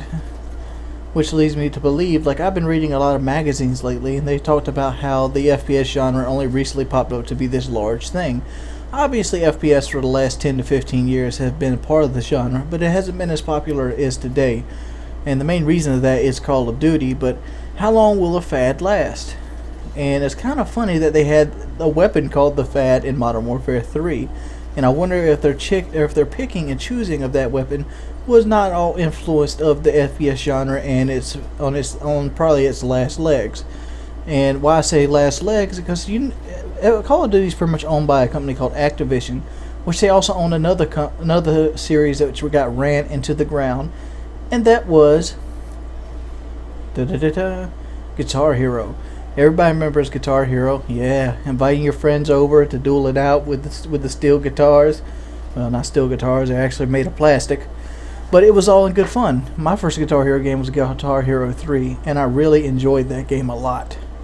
And I played it almost endlessly. I remember trying through Fire and Flame so many times on hard, and to the point where I actually enjoyed the songs. And Guitar Hero 3 Legends of Rock was probably the pinnacle of the series, at least in my opinion, because the very next one, which was the first one I bought on PS3, because my first one I got was Guitar of Rock 3, which was on the PS2. It was also on the PS3, but I didn't own one at the time, so I got it on the PS2. And it didn't have as many memorable songs. It had a couple songs I really liked, such as Silver Sun Pickups. It also had Chirp Rock, one of the songs that meant a lot to me in life, because Chirp Rock was the first time I heard music and actually was like, yeah, I can dig this. And it's the first song I heard by the Smashing Pumpkins. Oh, you see me fail right here with the attack helicopter. I seen it, I'm like, I have to try for it. Because generally the hat care packages are something really, really good. But they ran it into the ground, and now they don't really, I don't even know if they would make the Hero series or Guitar anything anymore. And I'm wondering if they're going to do the same thing with Call of Duty. As you can see right now, or at least I've noticed, that Call of Duty and Battlefield 3 this year are almost the exact same game. Not in terms of mechanics or engine, but in terms of storyline and weapon performance. A lot of the things you see that Battlefield changed, so did Call of Duty. Instead of calling the frag grenade a frag, they called it a M27 grenade, just like Battlefield. Battlefield has Paris, Call of Duty has Paris.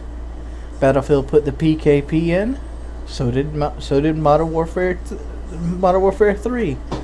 There's just lots of odds and ends. Not to say they're not both good games on their own merits. I enjoyed both games, and I was proud to purchase both games.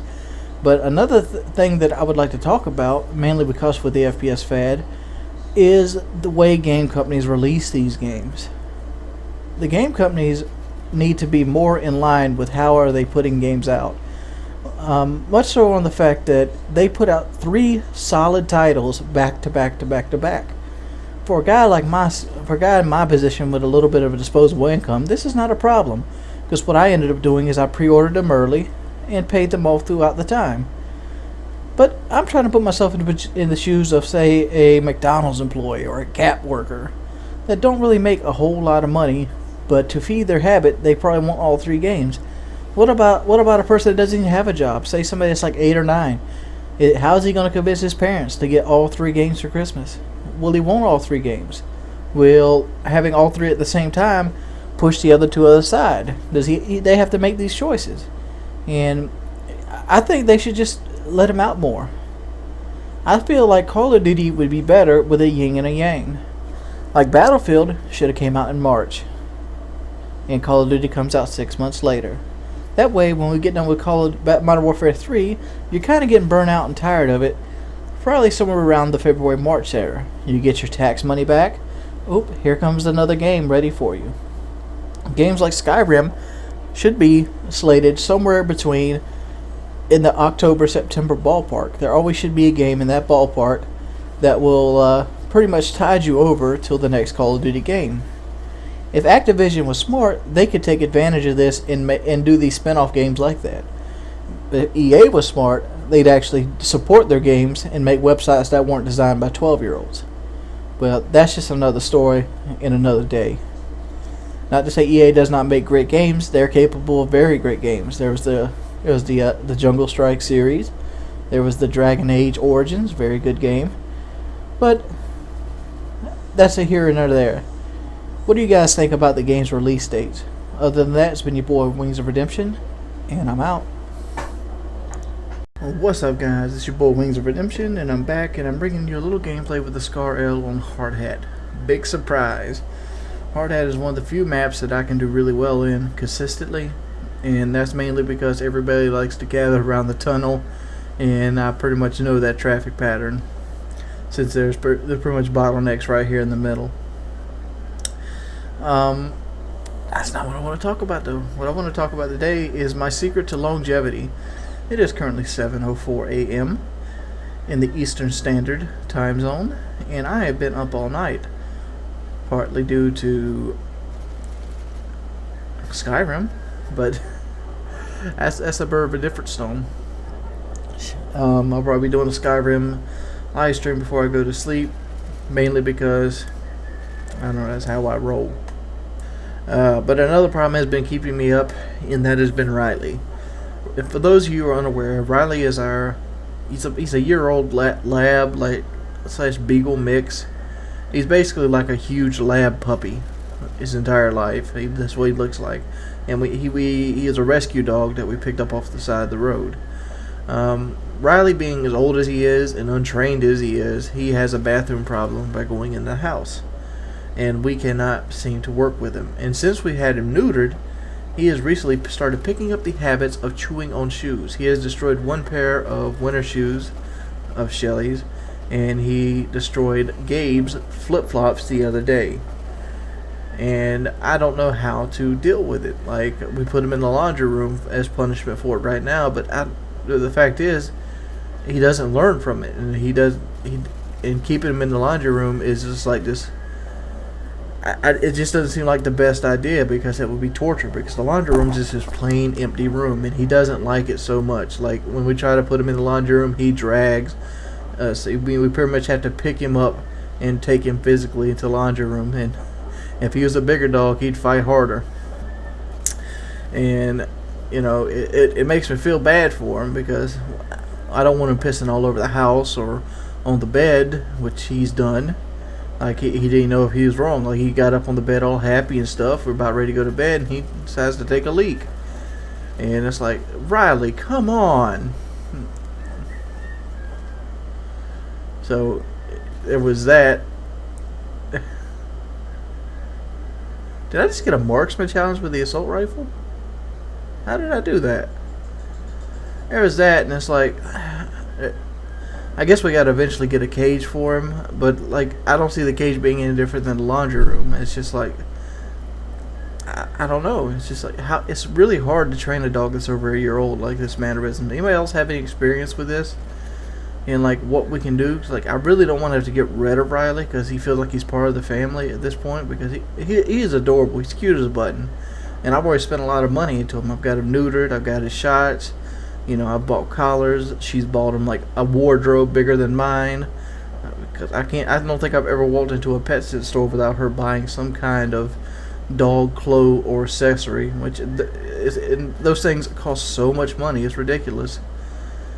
It's like, seriously, who would spend this kind of money on their dogs? Apparently my girlfriend. So who's the ass in this thing? I am. But that's another tale or another story. Like I said, I will be doing a Skyrim live stream probably this morning, and probably just after, it'll probably start up just after this video goes live. And it probably won't be a real long one. It'll probably be about an hour, mainly because I'm fighting sleep. And you know, you can, if you want to, you can talk with me about this Riley problem, or if you want to, you can just come hang out and, you know, enjoy it, because I pretty much just hang out and talk with the stream while I'm playing the game, and I just record it and I put it on the War God YouTube, which is my secondary channel.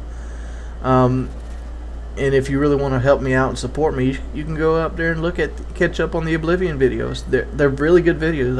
I promise you. They're some of the best Oblivion Let's Plays online. They're not the best, but they're better than a lot of them. And yeah, and I put a lot of heart into them, and trying to get my voice quality up to as good as it can be. How do you guys feel about the voice quality in the last few videos? Kind of mellowed out, kind of got a little more, seeing it kind of be a little bit more myself. Yeah. Oh, one another thing I ask you. I've recently prestiged on the Xbox. I think this is actually a prestige game, and I decided to take the FAD along with me. What did you guys decide to take along with you when you prestiged, or did you choose to do that at all? I pretty much got all my custom classes from my previous Call of Duty experience. I don't really need more than 9, so I figured I'd take one item with me every time. And I'm under the impression that you get to pick one item, like say after this prestige, I'll keep the FAD unlocked regardless, and I'll get to pick a second thing to unlock. So I'll come into the next prestige with 2 things unlocked, making each prestige easier to level up with, and less likely that, and more or less like that I just prestiged. But it's been your boy Wings of Redemption. It's a 26-4 game on Hardhat TDM. Hope you guys have a wonderful evening. Hope to see you at the live stream. Holy crap, guys! It's been one of those days. You know what those days are. The days where everything seems to go wrong that can go wrong. So, do you guys want the laundry list? Yes. All right. Well, let's go and top the laundry list. My win streak has finally ended on Xbox. It ended up like 39 games, which is not the biggest win streak at all, but I was pretty excited. It got me very excited to play the game, and my win-loss ratio is still like a 4.7 on the Xbox. Even though I don't pull the gray SKDs all the time, I'm usually pulling winning efforts, and this right here is a game that's going to be, it's kind of rather campy, but the reason this gameplay is real campy is because of we're playing against a pretty much a full party on the other team. Well, not exactly 6 men, but 4 man, and we got 3 of our own.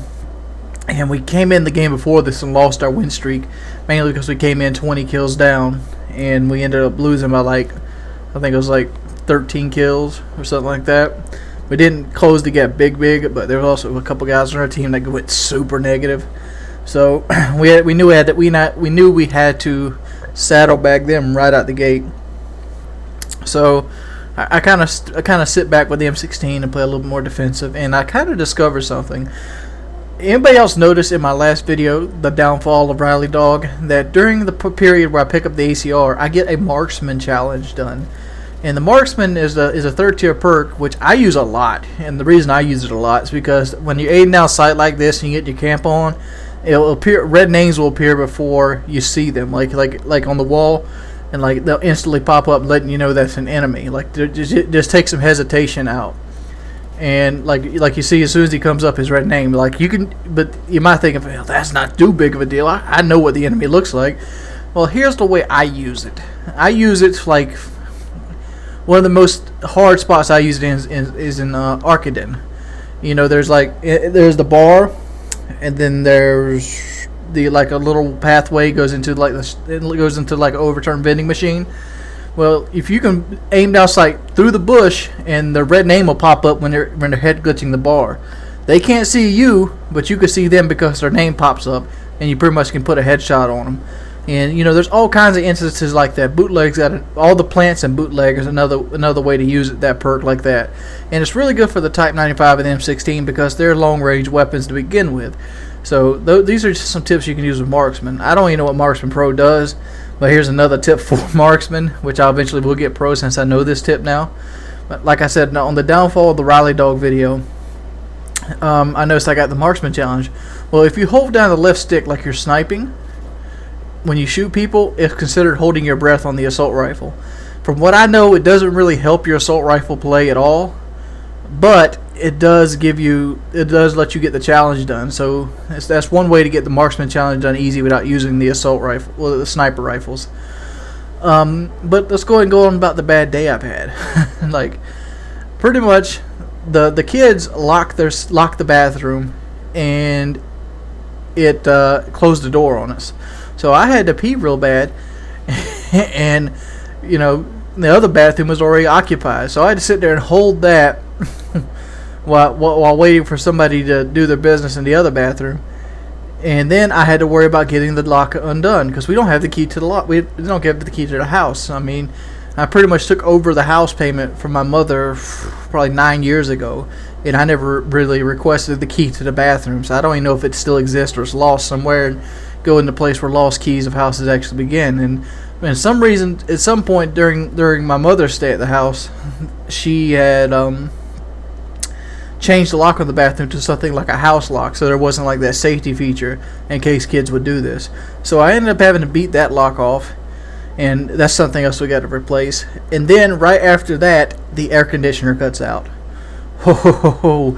If you've ever experienced the air conditioner cutting out, it is not a fun time. Luckily, I have a window unit in my office, and it's the only place in the house that's somewhat comfortable. The rest of the house is right now is like 88 to 90 degrees in the middle of the night as I'm doing this commentary at 6:57 p.m. So it is dark outside, and it's still 87 degrees in the house. You know, pushing 90. I don't know if it'll get to 90, but it's hot. It's humid. And it's like, whew. And I'm like, man, what else can go wrong? Well, here's what else went wrong. There seems to be a leak in the freezer of my side-by-side refrigerator.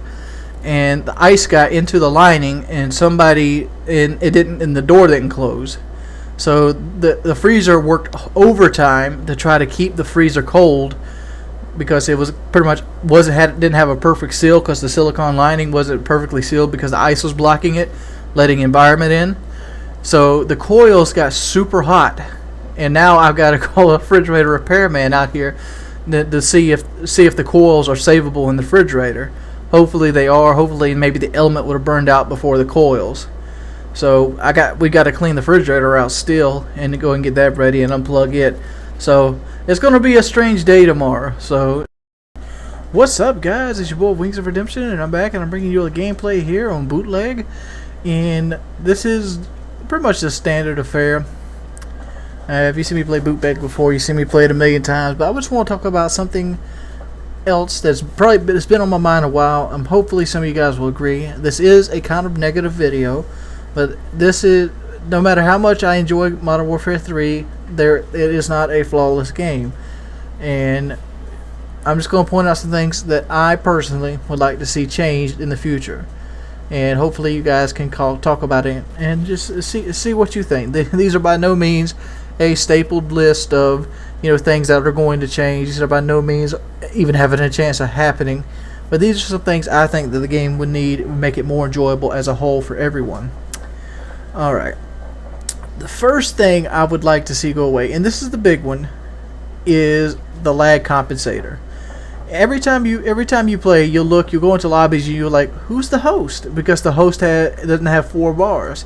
Well, there seems to be like this lag compensator code written into it where it gives everybody a little bit of lag, and it makes try to make the connection as even as possible. In theory and on paper, this sounds like a good idea, but what it ends up doing is creating a lot of frustrating deaths that seems like you didn't even get a shot off. And that goes right into my second request. I would like to see them put in local only host. Treyarch always does this with their games. World at War had it, Modern Warfare 2 didn't. Black Ops had it, Modern Warfare 3 didn't. But it allows you to pick hosts from your area, or whoever the party host is, and that's the kind of gameplay we get, and it'll help you dictate the lag. As of right now, Modern Warfare's connection goes by millisecond ping, which starts at 50.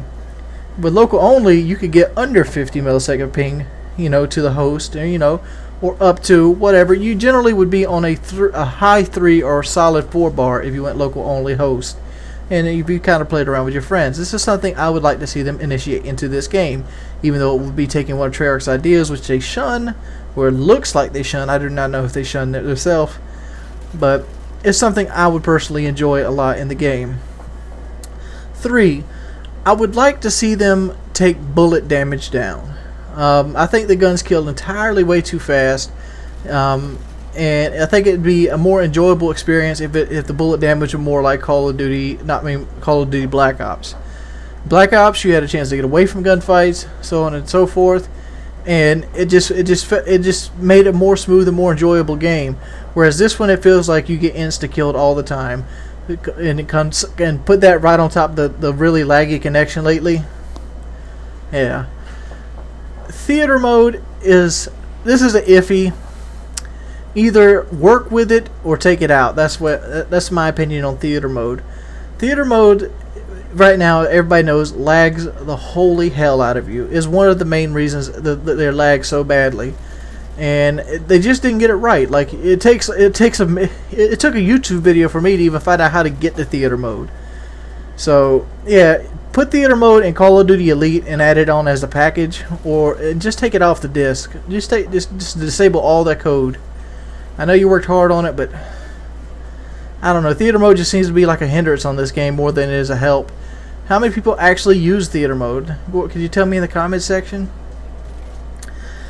Another thing I would like to see happen, I would like to see them take out the party all back out. Even though this might be useful sometimes, what it ends up doing is when you're beating a full team badly, you end up playing a 1v6. And this is something that happened a lot in Black Ops because a lot of people quit out. But for the most part, it makes gameplay very dull, and it actually hurts performance. Like, you go 1v6 for 8 minutes, you want to quit the game yourself and take the loss just to do that. I don't know. It just seems like a cool idea that was on paper. It just doesn't work out in the actual real game. And the last but not least one is I would like to see them take away the revenge spawn system. This is a big one, and this one probably never happened. This game is built upon a revenge system. The person you killed is going to spawn in the closest available spawn to you, and in this game, that could be right behind you or right to the right of you. I cannot count how many times this game already I've been killed by people that I've watched me shoot them, and they spawn to my right with me in their line of sight. I've had people spawn in my line of sight while I was aiming down sight and shooting them. This only happens on Infinity War games, and mainly because they strive to create fast-paced gameplay. What it ends up doing is making everybody wear a blind eye and assassin just to try to stay alive more than 3 seconds.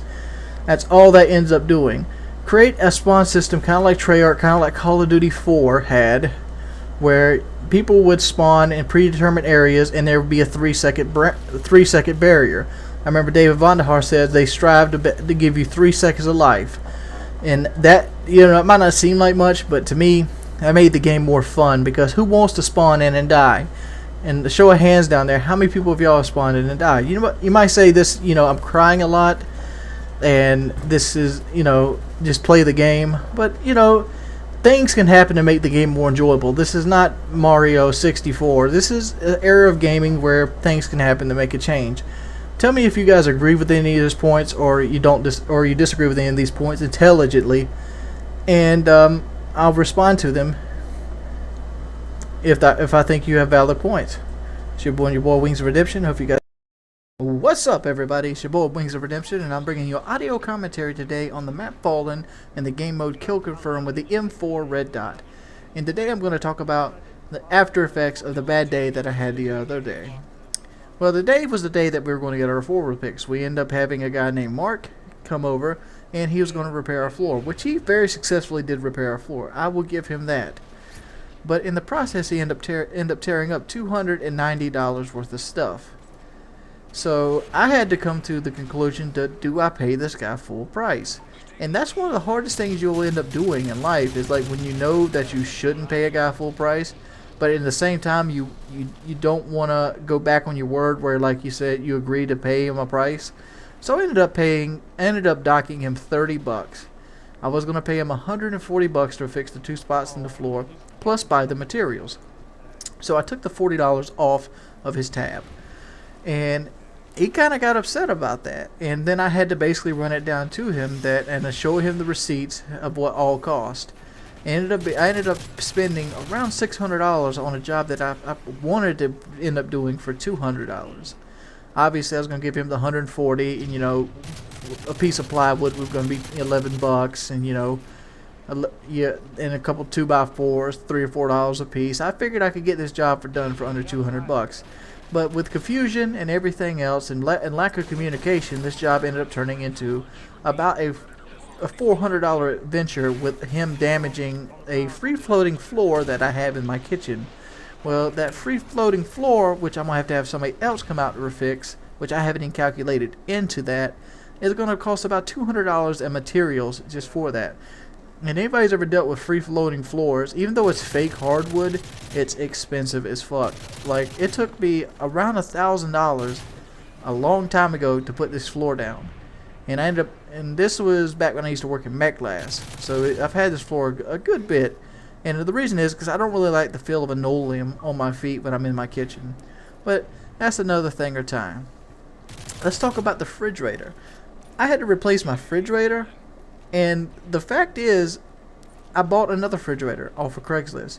And the ad said this. It goes, Maytag refrigerator, side by side, working condition, year old, quality buy. That is what the ad said to the T. That is how it was worded. The whole 9 yards. When I get there with my money, mind you, this is an hour and 10-minute drive away, it doesn't have an ice maker on it. It has an ice maker, don't get me wrong, but it doesn't have a working ice maker. There seems to be about 15 parts in the ice maker missing. So I have to take pictures and go and order all 15 parts. Luckily for me, it's not going to be that big a deal. You can buy a brand new ice maker for like $250 to $300, and that's probably what I'm going to have to end up doing, or piecing together this ice maker from scratch, which is going to be a pain in my ass. But you know, life throws you. Life gives you lemons. You got to make lemonade. I was telling the same thing to my buddy Chaos Math the other day. My boy Chaos Math is not having the greatest of time in Modern Warfare 3. There's a lot of variables in Modern Warfare 3, so you pretty much have to use what you're given. Like, even I feel, you know, everybody feels the strenuous lag of this game, and I think that's something that will pass as the game ages, because it's obvious it's going to get fixed. They're not going to let the game sit in this state the entire lifespan of the game. So that is all negligible, at least it is in my book. But I've pretty much been missing in action all day. But I want to go ahead and let you guys in on a couple other things. My boy Mike, aka Onslaught, is his Xbox Live gamer tag, helped me figure out how to get my cam to show up on my live stream. So if you're watching this video and you haven't got enough of your boy Wings of Redemption, you go and swing by my live stream pretty much a little bit after this video. It's probably not going to be as soon as the video comes out. It might, but about 20 minutes afterwards, I'm going to start a live stream of Modern Warfare 3 on the PlayStation 3, if you want to come and hang out, or if you're just curious what I look like. I know a lot of people always wonder, what does Wings look like? Well, you can see what your boy Wings looks like, as we're stepping right here into the mini clapper. I actually adore this kill streak. This is probably the funnest kill streak on Modern Warfare 3, and I remember when the WNBA season was in effect, this was the kill streak that we all made fun of. It was like, ooh, I get a 9 kill streak where I get to cruise around the map and check out the geography. Please sign me up. But as it goes on, it's something that you actually love. And I'm pretty sure once we learn the spawns, this is going to be a really good kill streak, because there is that 5-second spawn delay even on UAVs. Like, you ever got killed by a guy with like quick draw pro or something like that on that is an assassin, but he didn't show up on the UAV? That's because he had just spawned. There's like a 3 to 5 second like safety barrier they've put into the game to try to prevent people from like spawn trapping with kill streaks, and that's like I said, that's there just to keep people from spawn capping with kill streaks, and it kind of hinders you with the UAV. So that's I don't know what you guys think about that. What do you guys think about that little barrier? Have you guys noticed that it's there? Well, look at me quickly put together another Reaper here. This is when Modern Warfare 3 is really fun. When you put together Reapers like this. Oh yeah. Oh. But it's been your boy Wings of Redemption. This video is quickly coming to a close. I do a lot of work in this video. As I get my next mini clap on there, which my boy Redneck actually coined that term, the mini clapper. And I liked it, so I'm gonna copy it. You guys have used a wonderful day. You guys. Peace, pimps.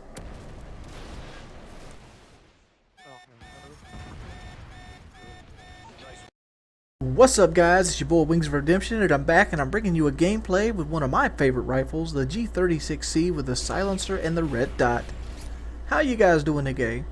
A lot of people, when the game first came out, asked me how to do well on Interchange, so I'm going to drop a couple tidbits, tricks, and tips here for the Interchange map. This is kill confirmed, and I know I do not play the game type right, but look past that because this video is more about how to navigate the map more than anything else.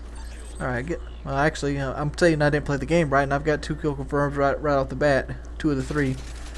Alright, what I like to do in this map is basically work the outside edges. From my experience, the middle piece of this map is the worst place to be. I'm sort of trying to pre-fire this guy, and it's a horrible fail, but I end up getting it.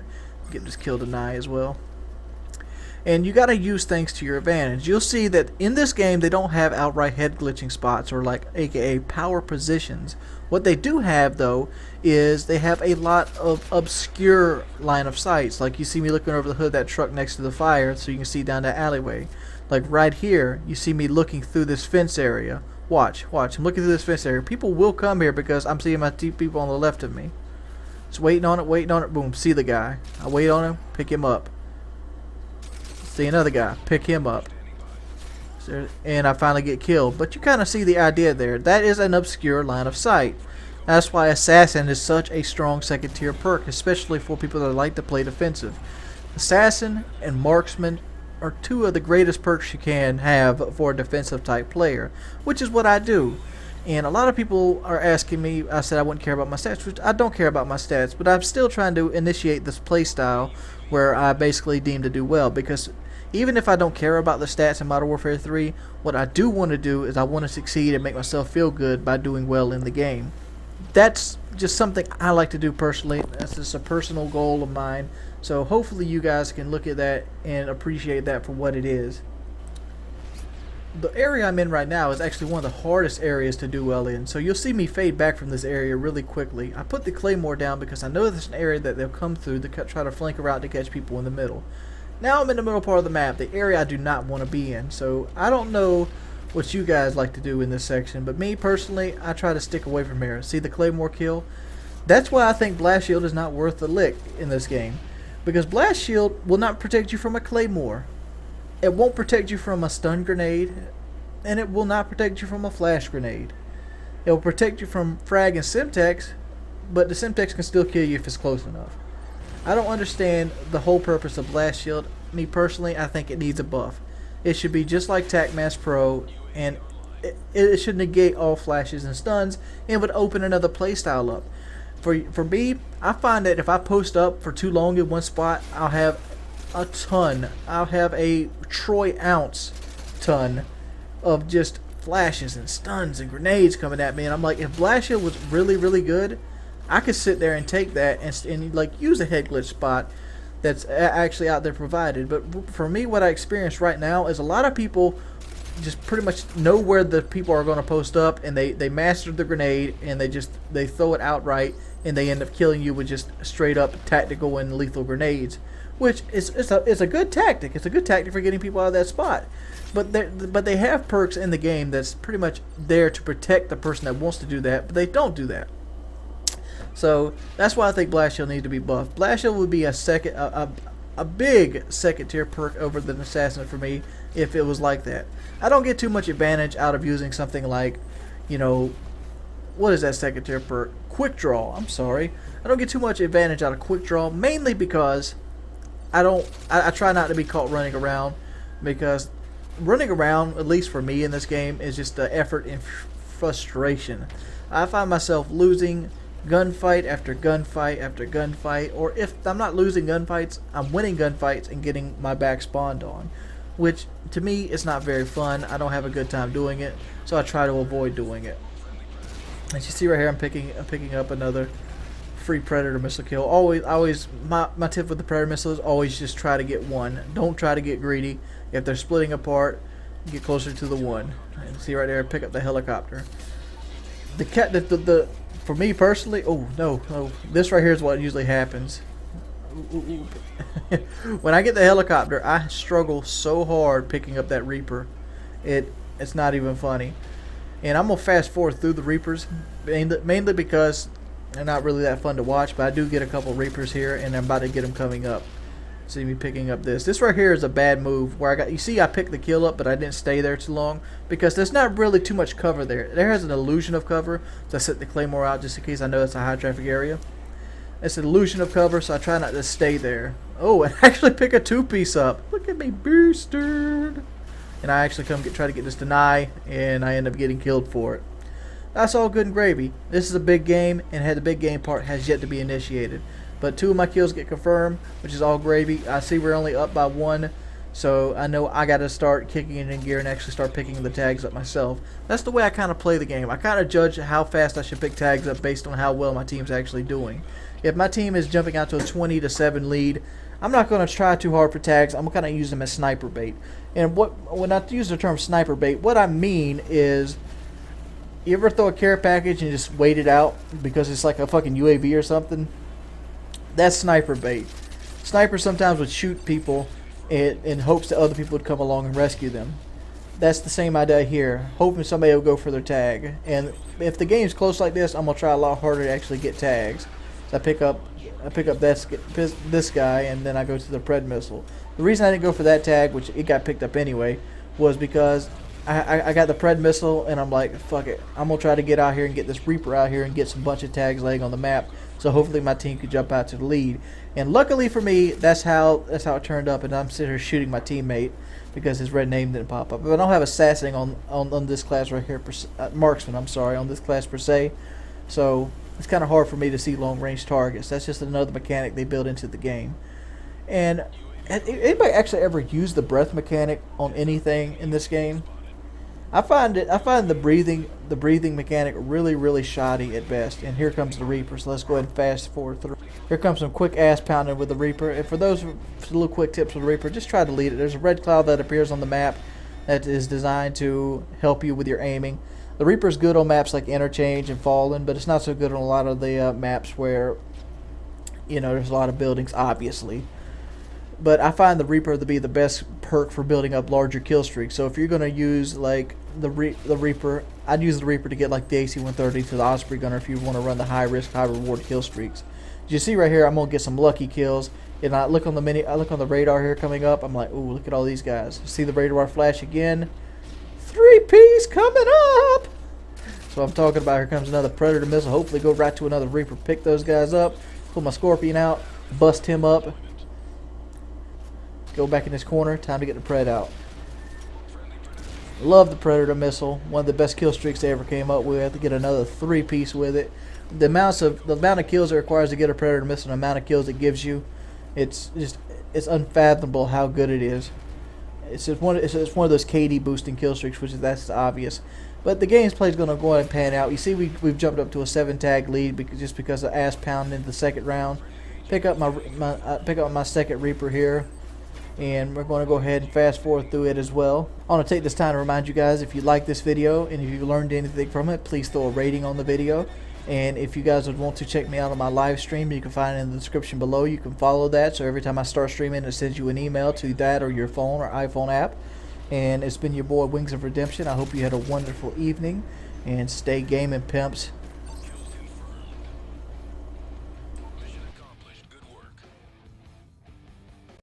What's up, everybody? It's your boy Wings of Redemption, and I'm back with a free-for-all from Rusty Mazda Gaming. This is one of the guys that did the four dual comms I was supposed to do way back in the day. Didn't get around to it. I gave them all a personal challenge, and the personal challenge I gave to Rusty was to get a 6+ KD on free-for-all with the PM9. Without further ado, let's let the man himself introduce himself. What's up, Rusty Mazda? What's going on, guys? Rusty Mazda here. Glad to be here, and I'm glad you bring me on here, Wings. Really appreciate it. Alright, Rusty, do you think we should go ahead and let them know what happens at the end of this game? Because this is some of the strongest gameplay I've seen on Modern Warfare 3 to date. What do you end up getting in this game?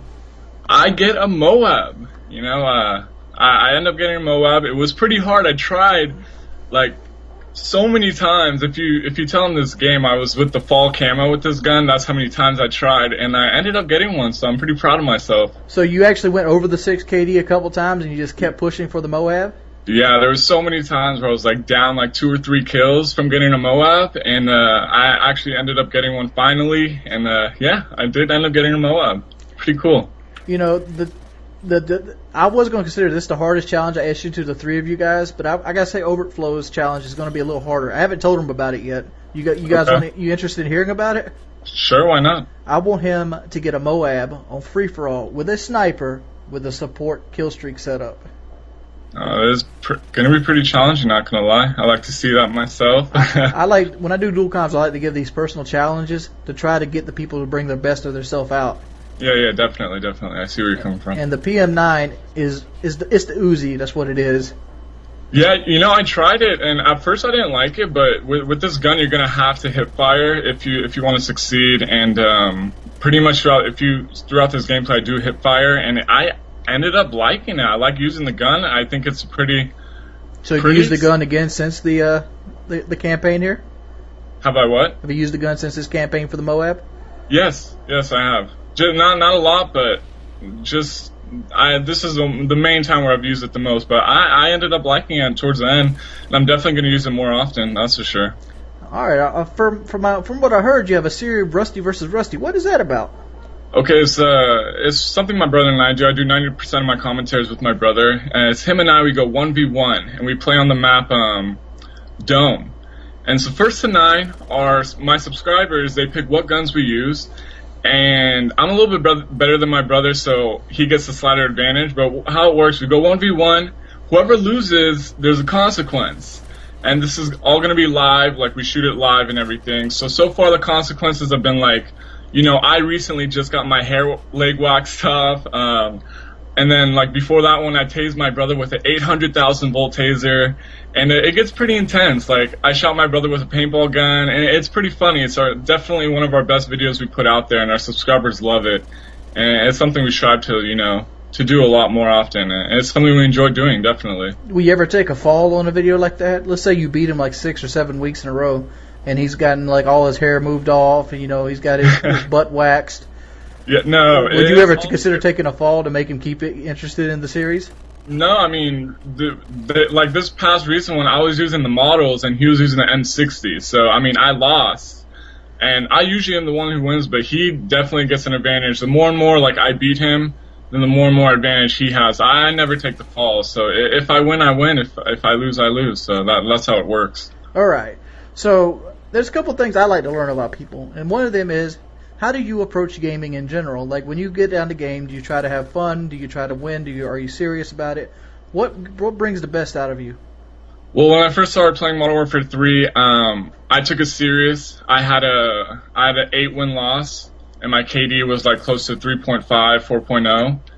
And then, you know, as I started playing it more and more, I started like stressing myself out over getting, you know, those KDs and win losses and stuff. And then I just learned to, you know, just have fun with it. And now my KD isn't so well. It's like at a 2.4 or something. My win-loss is at like a 4.0 or something. So it dropped like halfway. But I'm definitely having a lot more fun playing the game. And I think that's the way of going about it. Like, don't take it too seriously because it is just a game and it is to have fun. And that's definitely how I see, you know, going about playing video games. All right. Well, we got time for one last question. You said seriousness and all this. What makes you rage quit in these video games? Like, every time, just surefire. There's like way too many things to even answer that question. What makes me rage quit? I'm gonna have to say probably, you know, there's not as much noob tubes in this game, but noob tubes probably makes me rage quit a lot. And I don't know. I mean, this game is pretty balanced for me. I'm digging the game, so I don't rage quit too much. But I'm probably going to have to go with noob tubes. The noob tubes is probably the general answer for everything, but I'm going to say noob tubes on this one. All right, that's Rusty Mazda Game. We're quickly running out of time. You can check them out in the description below or the annotation. It's been your boy, Wings of Redemption, and hopefully one of the other 2 guys will get their video in soon, and we'll get them guys going. Peace, people. Ooh, later, guys. What's up, everybody? It's your boy, Wings of Redemption, and I'm bringing you some domination on the PS3. And the reason I'm putting this gameplay out there is because this is the rapid pace this game actually goes by. I was so concerned about getting my AC-130 that actually, to tell you the truth, I wasn't even concerned about getting the AC-130. I noticed I was going to get the AC-130 a second time in life, and I started thinking, M.O.A.B. And, you know, I have no clue how close or far I was. So, if you would like to, go ahead and count. I'm going to talk about some things I'm going to be doing today. There's probably going to be 2 or 3 videos today, and so you probably want to stick around for those if you enjoy watching my videos, or if you enjoy hating on my videos. There's 3 opportunities to hate on my videos today. I'm going to be starting like a vlog type series today, and it's going to consist of me and my girlfriend mostly, and it's just going to be something new to try to spin the channel off, because I'm going to try to spin the channel off to a more realistic personal style level than just straight up gameplay commentary. Kind of get a little bit more variety in there, and I'm also planning on having that dual com with Rusty Mazda coming up. For those of you that knows that I agreed to do those 4 dual comms and only ended up doing 1 of them, I'm still doing all 4. It's just that Modern Warfare 3 came out, and I didn't want to use Black Ops footage for it. I kind of got sidetracked on my own, trying to project views on my own channel, and I also had my live stream that I was preparing to go up. So it's been a rather busy day, well, busy last couple weeks. So what I did is I sent them all a challenge, except Overflow. I haven't sent him his challenge yet, and they all are trying to get the gameplay required for the challenge. And Rusty Mazda had a superior gameplay, probably some of the strongest gameplay I've seen on Modern Warfare 3 to date. Probably won't be the strongest ever, but it's really, really good gameplay. And hopefully you guys will enjoy it as much as I did. And that brings me over to the Reaper. Some reason in my head, I feel like if I hold the R1 button, the Reaper moves faster. Is there any way to actually boost the Reaper? And when I say boost the Reaper, I mean pretty much make the go faster, kind of like a Predator missile, where you go on the actual ammunition. Because sometimes I'll lose that guy just because the missile is not fast enough to get to him. I was wondering if there's any way to make that missile go faster. I really like the Reaper kill streaks. I've been experimenting around with them, and I noticed the game feels like it's playing differently now.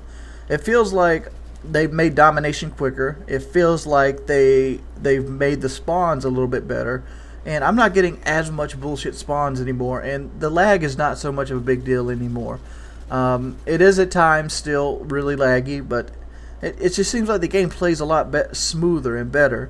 And I've been really enjoying it the last couple play sessions that I actually put up, which has been few and far between. A lot of people might notice that I'm still not even prestiged yet. And the main reason because of that is because with the lag, I didn't really enjoy this game as much. I couldn't find myself, smiling and whatnot. But the last couple days, I've really been enjoying this game, and I got to that point and that feeling inside of my heart. It's like, man, I want to get on and play some Modern Warfare 3. I didn't want to instantly just rage quit and go to Skyrim because I was just mad at the game, which has pretty much been what's been happening for a while recently. And people have got me in on Hardline because I've been using Blast Shield, Assassin, and all. Like, why don't you use Hardline? He's like, I don't know why I don't use Hardline. Let's give it a shot. And I'm really enjoying Hardline too. Hardline's a very fun perk to use. And hopefully, maybe when I get a pro, because I average around 4 to 5 assists a game, not as much as my buddy Newbie1 Kenobi. He's a guy on PS3 that I played with. I remember looking at his Black Ops combat record, and he has like 30,000 assists. I'm like, good Lord. I was like, this guy's going to be a hardline veteran. But what are your guys' favorite maps so far in this game? I mean, for some reason, I like Village and I don't like Village. When I first got the game, I hated the map Interchange, but Interchange has recently been like this God's gift to gameplay for me. Like every time Interchange pops up, I'm getting beast gameplay. And Village is starting to be like that too, because I seem to understand Village a little bit better. And I'm wondering if that's the case going to be with a lot of things. Like the more I understand the maps, the less frustrated I'm going to be. Because the first couple of weeks in this game were super frustrating. And hopefully, like Seed Enters, I'll have some moment of clairvoyance where everything will click and I'll start to understand it. And and it will reflect my gameplay and scores. So, but on the other hand, I am doing pretty good in the win-loss department. I'm sitting at around an 8 win-loss right now. So if you guys want to see me play, my live stream will be kicking on soon. I'll be playing some Modern Warfare 3 on the PS3, and you can check me out in the description. Have you guys have a wonderful day, Pimp 311.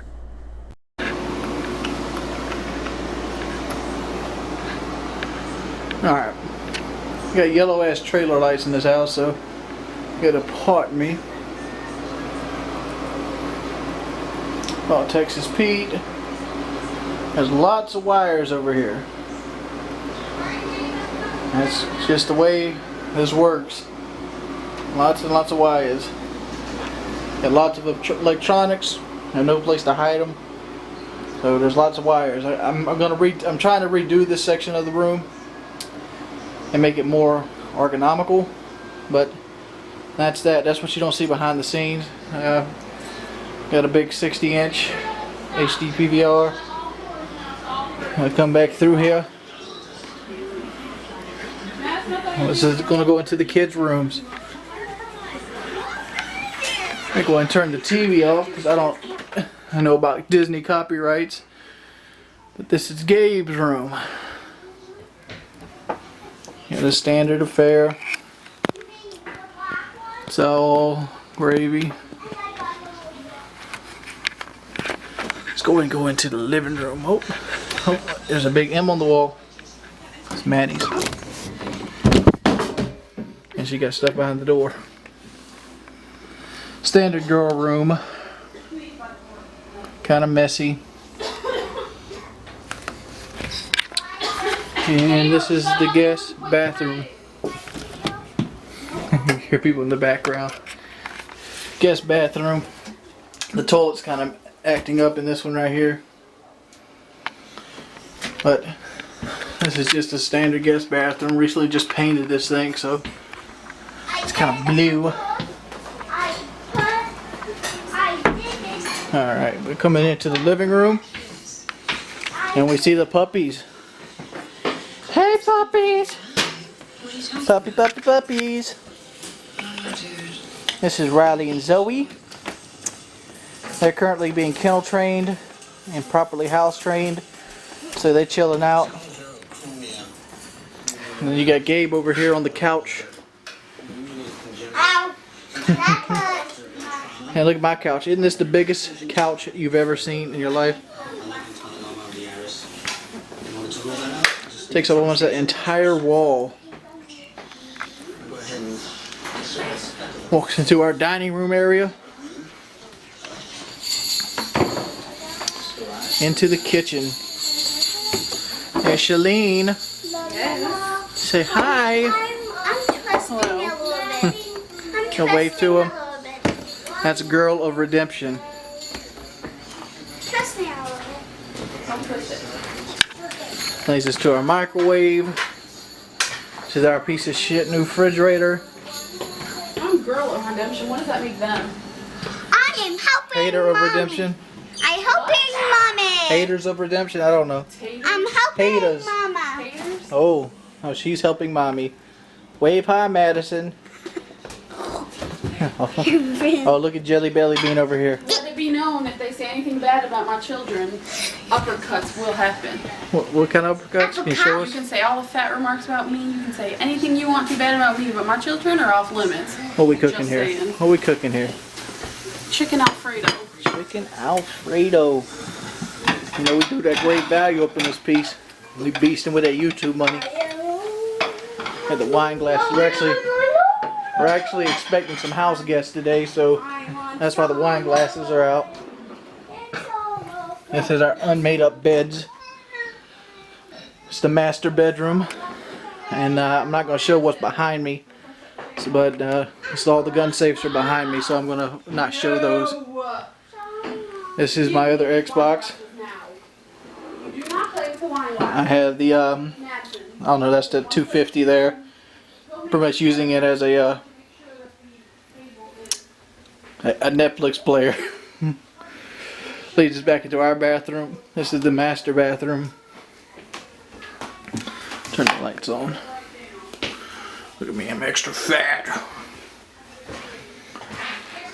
You got the mirrors all the way around the bathtub. This is a jacuzzi ready tub, garden tub. The kids took a bath in it last night, so got little kitty toys in it right now. They love that bathtub because they feel like they're swimming. Walk-in shower, adjustable head. There's my throne. That's what I read on the throne. Uncle John's bathroom reader. Oh man, look at all the damn shoes. Shoes for days, pimp. You don't want to mess around. Oh, there's another set of shoes back here. I know it's getting really dark. Turn the light on. Oh, I got a gun laying around. Let's see what we got here.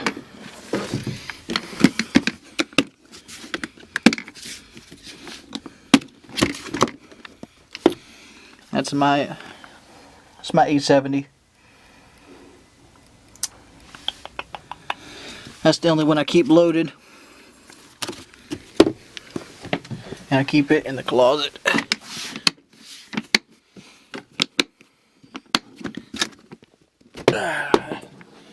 That's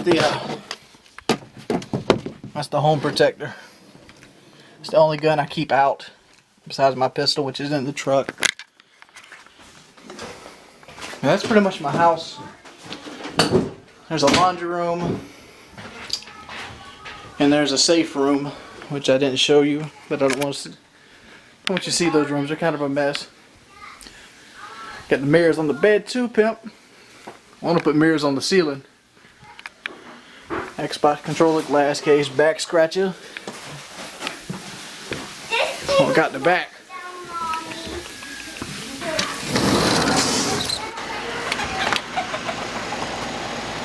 Got a whole mess of chickens. That goes over to a building and a shed that's ours as well. Well, hope you enjoyed, guys. That's the video you always want to see. What's up, everybody? It's your boy Wings of Redemption. I'm bringing you a little commentary today on Dome. We're playing some TDM, and I actually go flawless on this one. So I want to go ahead and start off and say that I was very pleased with the way the CRIBZ video turned out. It was a lot of positive comments. I want to thank you guys for that. The lifestyle that I lead today is reflected basically based on you guys, and I very much enjoy it. I enjoy my job, and my life at this point is the best I can ever say it's been. Don't get me wrong, one of the things I strive to do is to not be one of these 10-cent millionaires, which I'm by no means a millionaire. I'm not even 100,000-aire. I mean, I make good money, but the fact is, I try to be smart with my money as best as possible. It kind of reminds me of the girl Divine Brown. For those who don't know who Divine Brown is, she was a hooker that was caught servicing Gregory Peck, the actor. And when she got caught, all the TV shows wanted to get interviews with her, like The Star, The Inquirer, the whole nine. And she ended up making like $500,000-$600,000 like overnight. Well, over the course of a couple weeks. And what she did with the money was she bought like Rolls Royces. She bought she bought like 2 Rolls Royces. She bought a house, this big lavish house. And the fact is, as soon as the Gregory Peck thing died down, she didn't have the money to pay for this stuff. She thought she had turned into a movie star, and she tried to outstep her bounds, and now she's broke. Things like that always stick in the back of my head when I'm doing stuff like this, and you get to the point where you're feeling larger than life. Because YouTube, as sad as it may seem, can make you feel larger than life, because you have kind of like a following with you, and a lot of people know who you are, and like you kind of transcend your meager upcomings, and it's become there. Something you grow to need. Like I remember Woody one time talking about how he pretty much went on his first vacation of his YouTube section of life, which was like a cruise or something, and he was gone for like 11 days, and he started having withdrawals or having that medium to express himself. And this is basically what I usually like to call the Dear Diary age of YouTube, where YouTube's basically this virtual diary.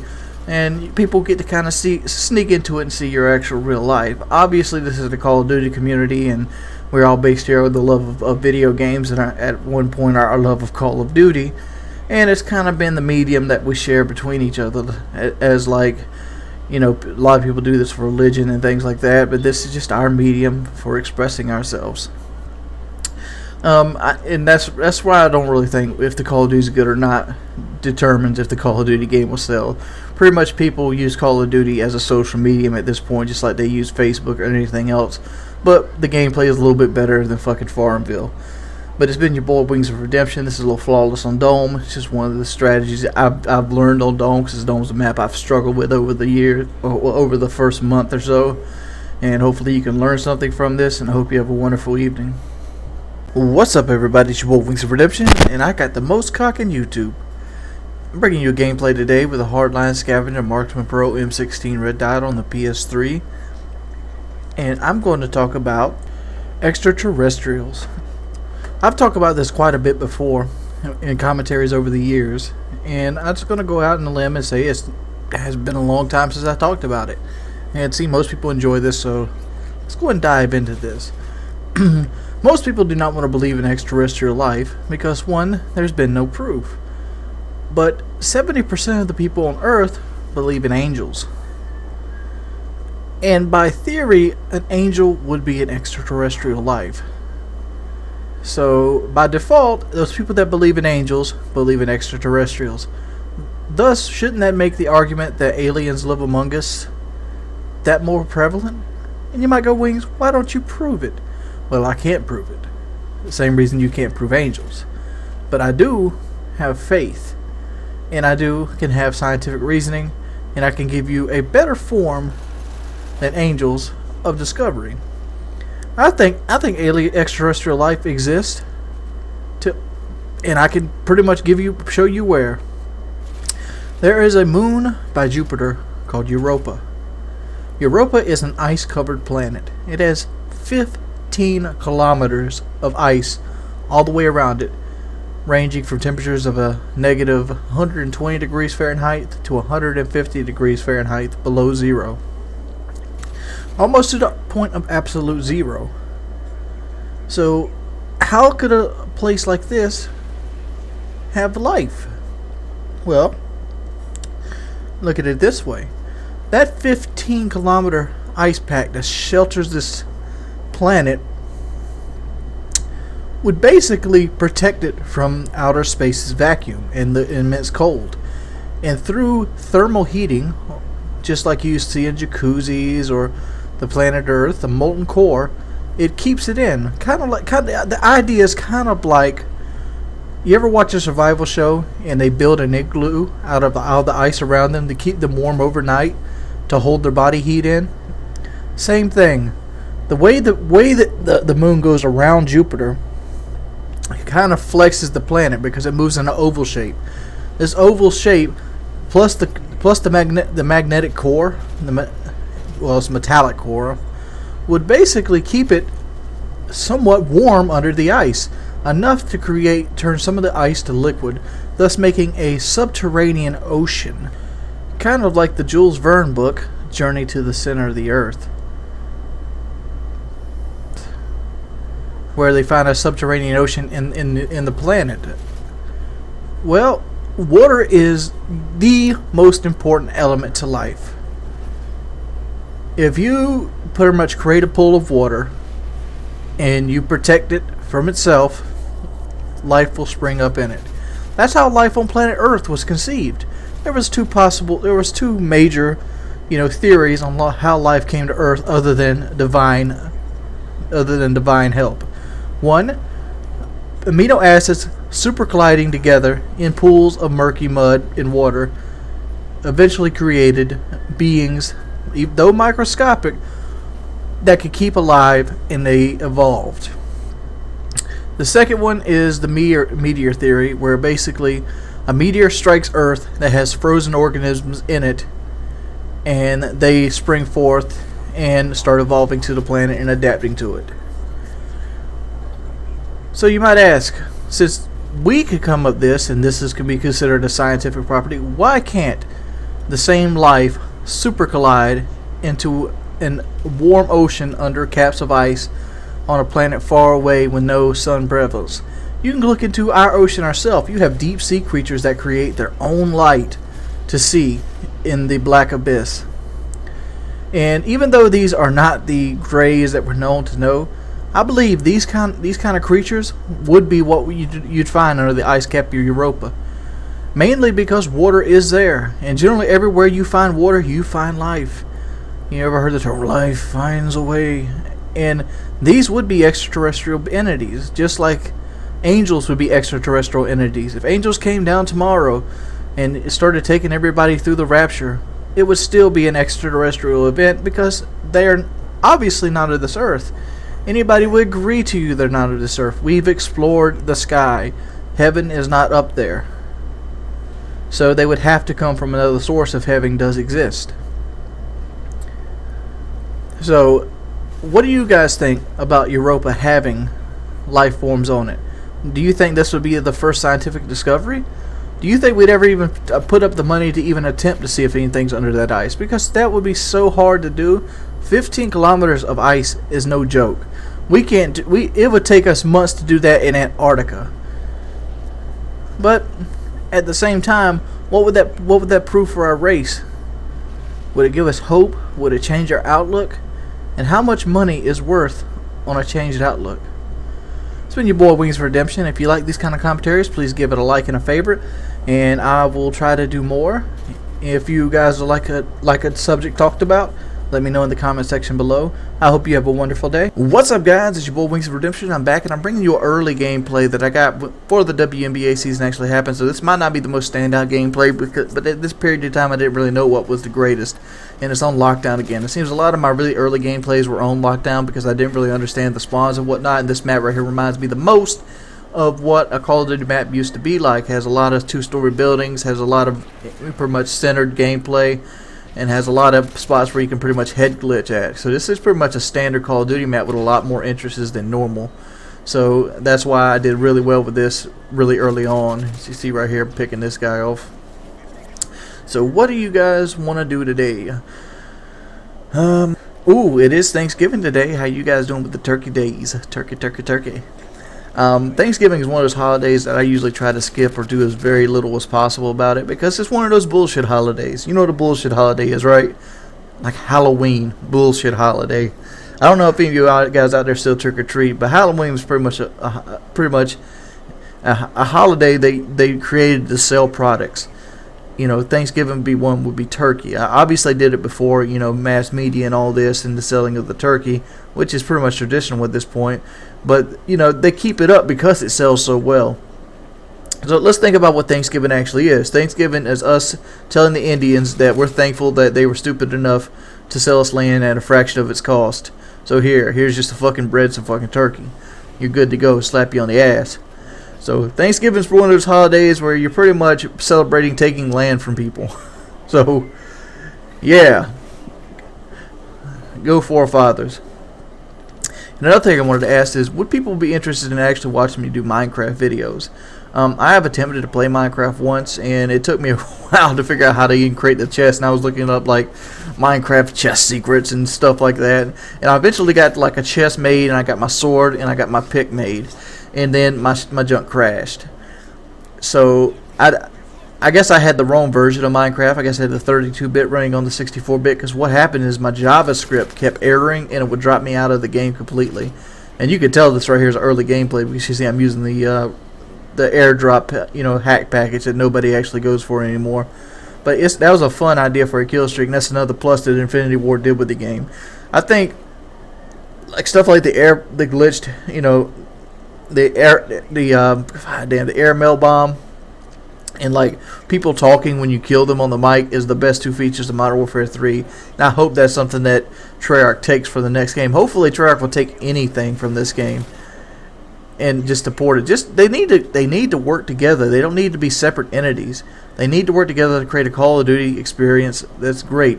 How about the next game be Infinity Ward and Treyarch? I know they wouldn't do that because they want a game every year, but you know what? You should at least try it.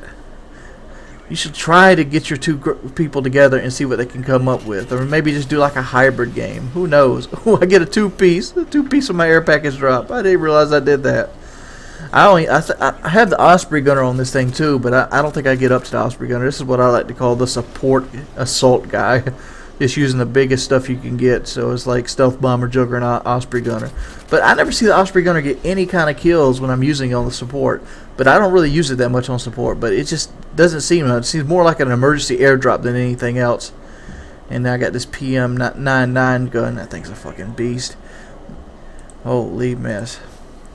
And one other thing I want to talk to you guys about before the video ends is, what other games do you find appealing? A lot of people ask me to play Amnesia, and I'm totally up for playing PC games at this point. But the thing is, I'd have to do a dual monitor setup, because the way I stream is I use XSplit and I capture a screen region, and I don't see any way I could be able to like play my PC game and then do that all on one monitor, because I'd have to like window my PC game, and then once I play a game windowed in PC, it's a lot more annoying because I end up clicking out of the window with my mouse a lot of the times.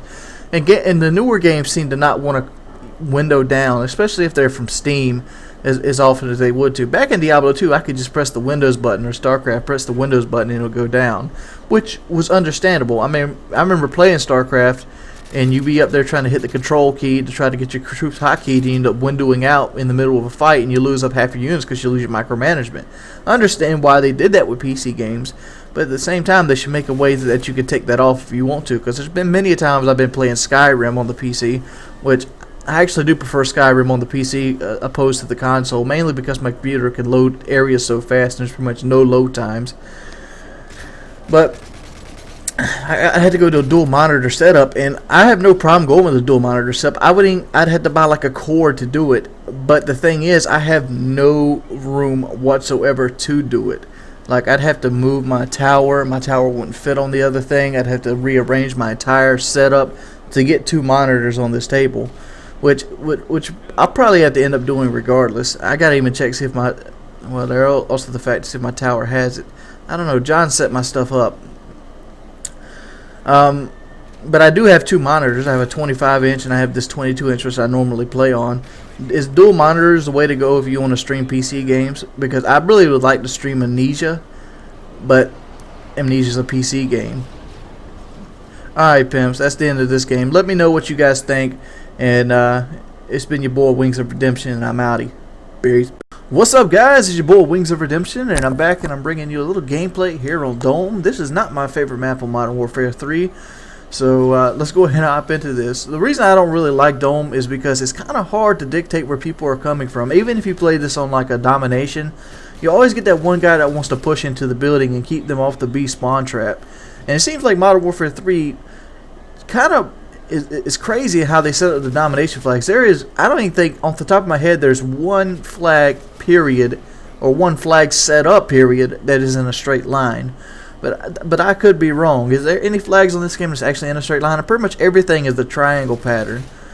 And that makes for really a lot of hectic gameplay. I guess that's what they were going for with gun-on-gun action, but maps like Dome, in my opinion, they shouldn't exist. If they do exist, they should be like free-for-all only or something like that. But I couldn't even imagine playing this map on free-for-all because there's so many openings. Like for here, for example, the game will spawn people behind me all the time if I'm standing at these jeeps. This is one of the stronger areas in the game because you have a back entrance which isn't loaded with entrance points, and you can look through this jeep to kill the people coming through there. A lot of people like to hang out in the window behind me, but I find that the window behind me is the first place people look. And in this game, standing in a place that people look constantly is a one-way ticket to dying a lot. Mainly because of the fact of Quick Draw Pro. Quick Draw Pro allows you to throw stuns, flashes, and nades faster than you normally would in previous Call of Duty games.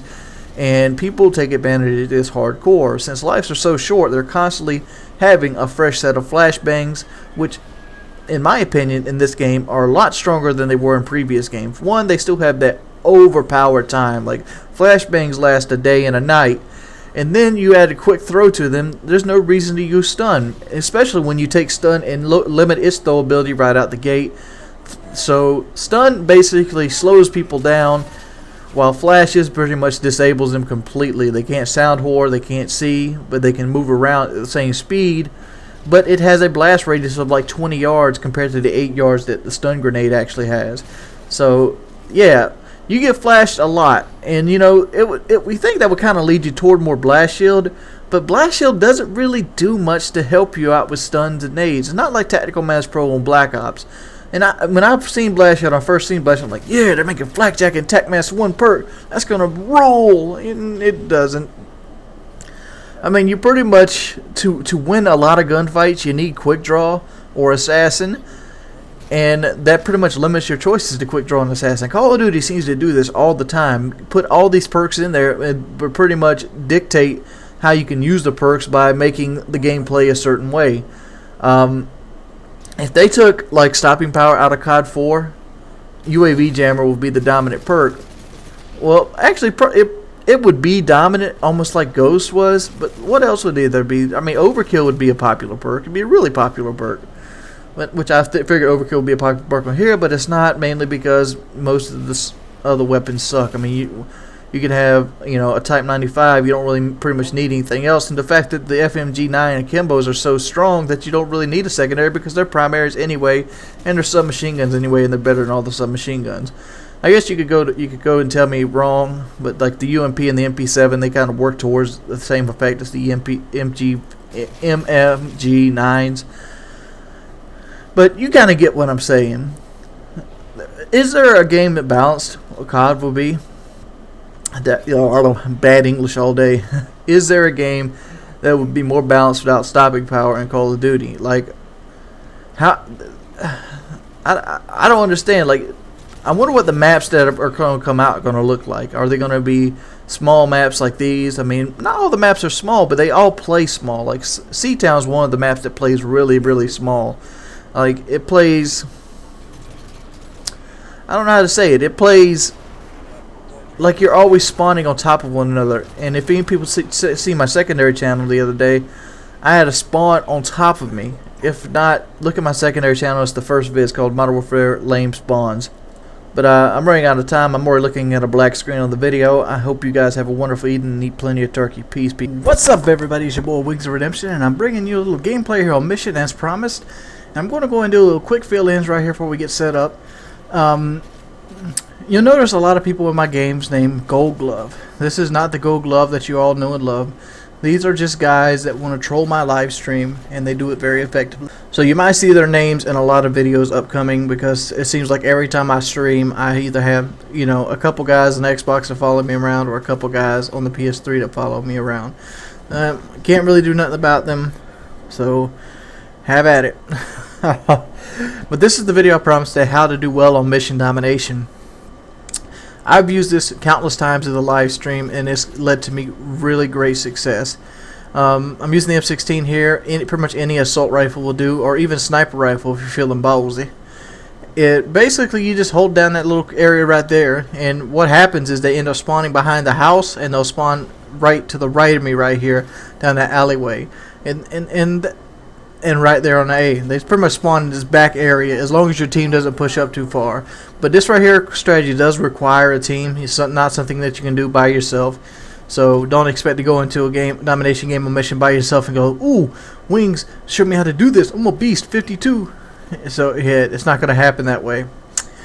Some other things I've actually been doing lately is I've kind of stayed away from the kick proficiency. You know, if anybody remembers seeing the T-Mart video, he basically shows that the kick proficiency is the one that does the most work and whatever. And I'm finding that I enjoy the impact proficiency much more, because it kind of reminds me a lot more of Deep Impact. And I like to use the more precision weapons, such as the M16, the Type 95, G36, and the M4. Those have been my go-to guns. See, I got a Red Tiger M16 coming on right here. But those are pretty much my go-to guns. And Marksman seems to be the stay in the perk 3. Perk 1 is pretty much sleight of hand or scavenger. I've been leaning more towards scavenger and domination, sleight of hand for more toward like TDM type game modes where I don't really have high kill streaks. But if I run the kill streaks like you see me running right here, I have a massive kill streak loadout right here. What do you see me have? It's just sheer confidence. I have the AC-130, the Juggernaut, and the Osprey gunner. And I'm going to put them all together here, right here for you in a minute.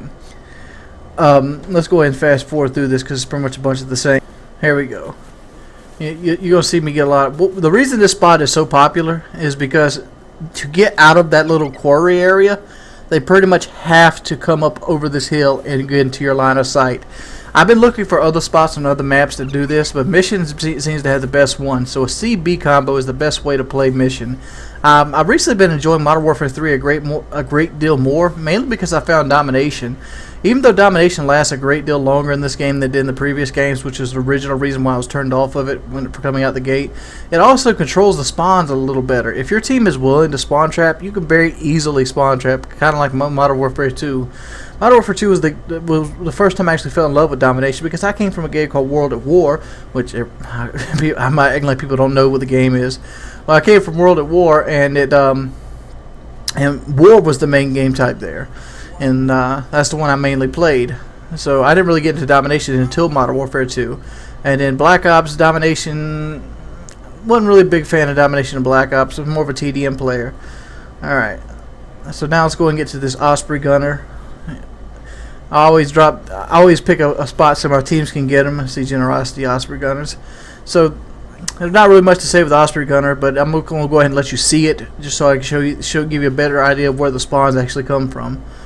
Sorry, see the A flag right there? There's the right to the right of the A flag in that back corridor. It's like a big L. That's a big spawn point. You see they're spawning right there now. Another spawn point is back behind this house. You see me shooting at it, trying to get hit markers, which I end up doing. It's not as big a spawn point as over here towards A. So if you want to control the A in the back right flag right here, like a big old L shape, that's where you're going to get most of your kills at. You kind of got a feel on this game more so than in previous Call of Duties, mainly because they have that little barrier that protects you from getting spawn killed from air support. There's like a 3 to 5 second barrier that pretty much goes, hey, I'm here, I'm a beast, and it makes you immune to like UAVs and stuff. That's kind of why you get shot in the back with a guy with a quick draw on, and you think it's assassin right out the gate. But I go ahead and pick up my Juggernaut suit here, and also pick up this guy's IMS, which actually was my IMS. Crab meat. And I go and go to town here as well. Juggernaut is one of those perks that it really shines if you camp with it, to be perfectly honest. And you'll see me go ahead and camp up a storm right here. So let's go ahead and fast forward through it, because it's just more of the same as the M16. Pretty much if I'm playing conservative, once I get to the Juggernaut, I pretty much don't die again, because it's really hard to kill you when you got that 1,000 health on. The one flaw of this is the reason you need a team is you got to have a team capable of holding the B flag. If you have a team that's not capable of holding the B flag, there is a spot that you can get shot out of, which is up above you on the cliff, and people will get butthurt and they will continually go for that spot on you. But if you have a good solid team and your boys, this right here is a very strong spot, and you would just constantly sit there. You just constantly pour through. The other kind of idea of that spot is that house in front of me. That's why I like using impact. As you see, I'm getting a little more ballsy here, but the game's almost over. And it's 49-2. Hopefully you guys can use this and incorporate it into your own gameplay. If you guys will go ahead and give me 5,000 likes, maybe 5,000 favorites too. It's been your boy Wings of Redemption. The M.O.A.B video is coming up. I'm just trying to orchestrate it and make it a little bit higher effort than possible. What's up, hater daters? It's your boy Wings of Redemption, and I got the most cock on YouTube. And I'm going to go ahead and apologize for the last video that I put up, which was doing well on Interchange, because the mic quality was not up to standard what I usually put out. What ended up happening is I had my webcam still hooked up, and when my webcam is hooked up, it takes priority over all the other mics on my computer, and I pretty much didn't realize it. I seen the thing, I seen it was talking, and I did the thing pretty much in one take, because I thought I nailed it pretty good on the first take. So I didn't bother listening to it, which is my bad. I should have listened to it and discovered that the audio was subpar. But this is a Scout Sniper M.O.A.B, and you might say, "Ooh, Wings, I've already seen this video." Well, yeah, you have. This is doing well on mission. What it is, but it also pretty much solidifies that this strategy that I'm giving in the doing well are fucking rock solid. This is probably the best one out of all of them. This spot right here, they tried not to make PowerPoints on their maps. Dude, this is a PowerPoint and a half. These guys get trapped so bad in this spot, there's nothing they can do about it. They pretty much have to run out in front of you. Do they run out in the wide open, or they run out a corridor? And you see right here, I end up getting, I think that's a double kill. I go through a lot of kill streaks here, and I get to the point I'm like, this is my third AC-130. Should I go for the AC-130 or should I go for the M.O.A.B? And this is my first time actually using the sniper rifle. I don't know, for some reason I was like, fuck it, I'm gonna snipe today. And this is the first game I got. I'm using 2 sensitivity, playing on the Xbox. I'm not using specialist kill streaks. I'm using my standard, try hard. My standard try hard affair.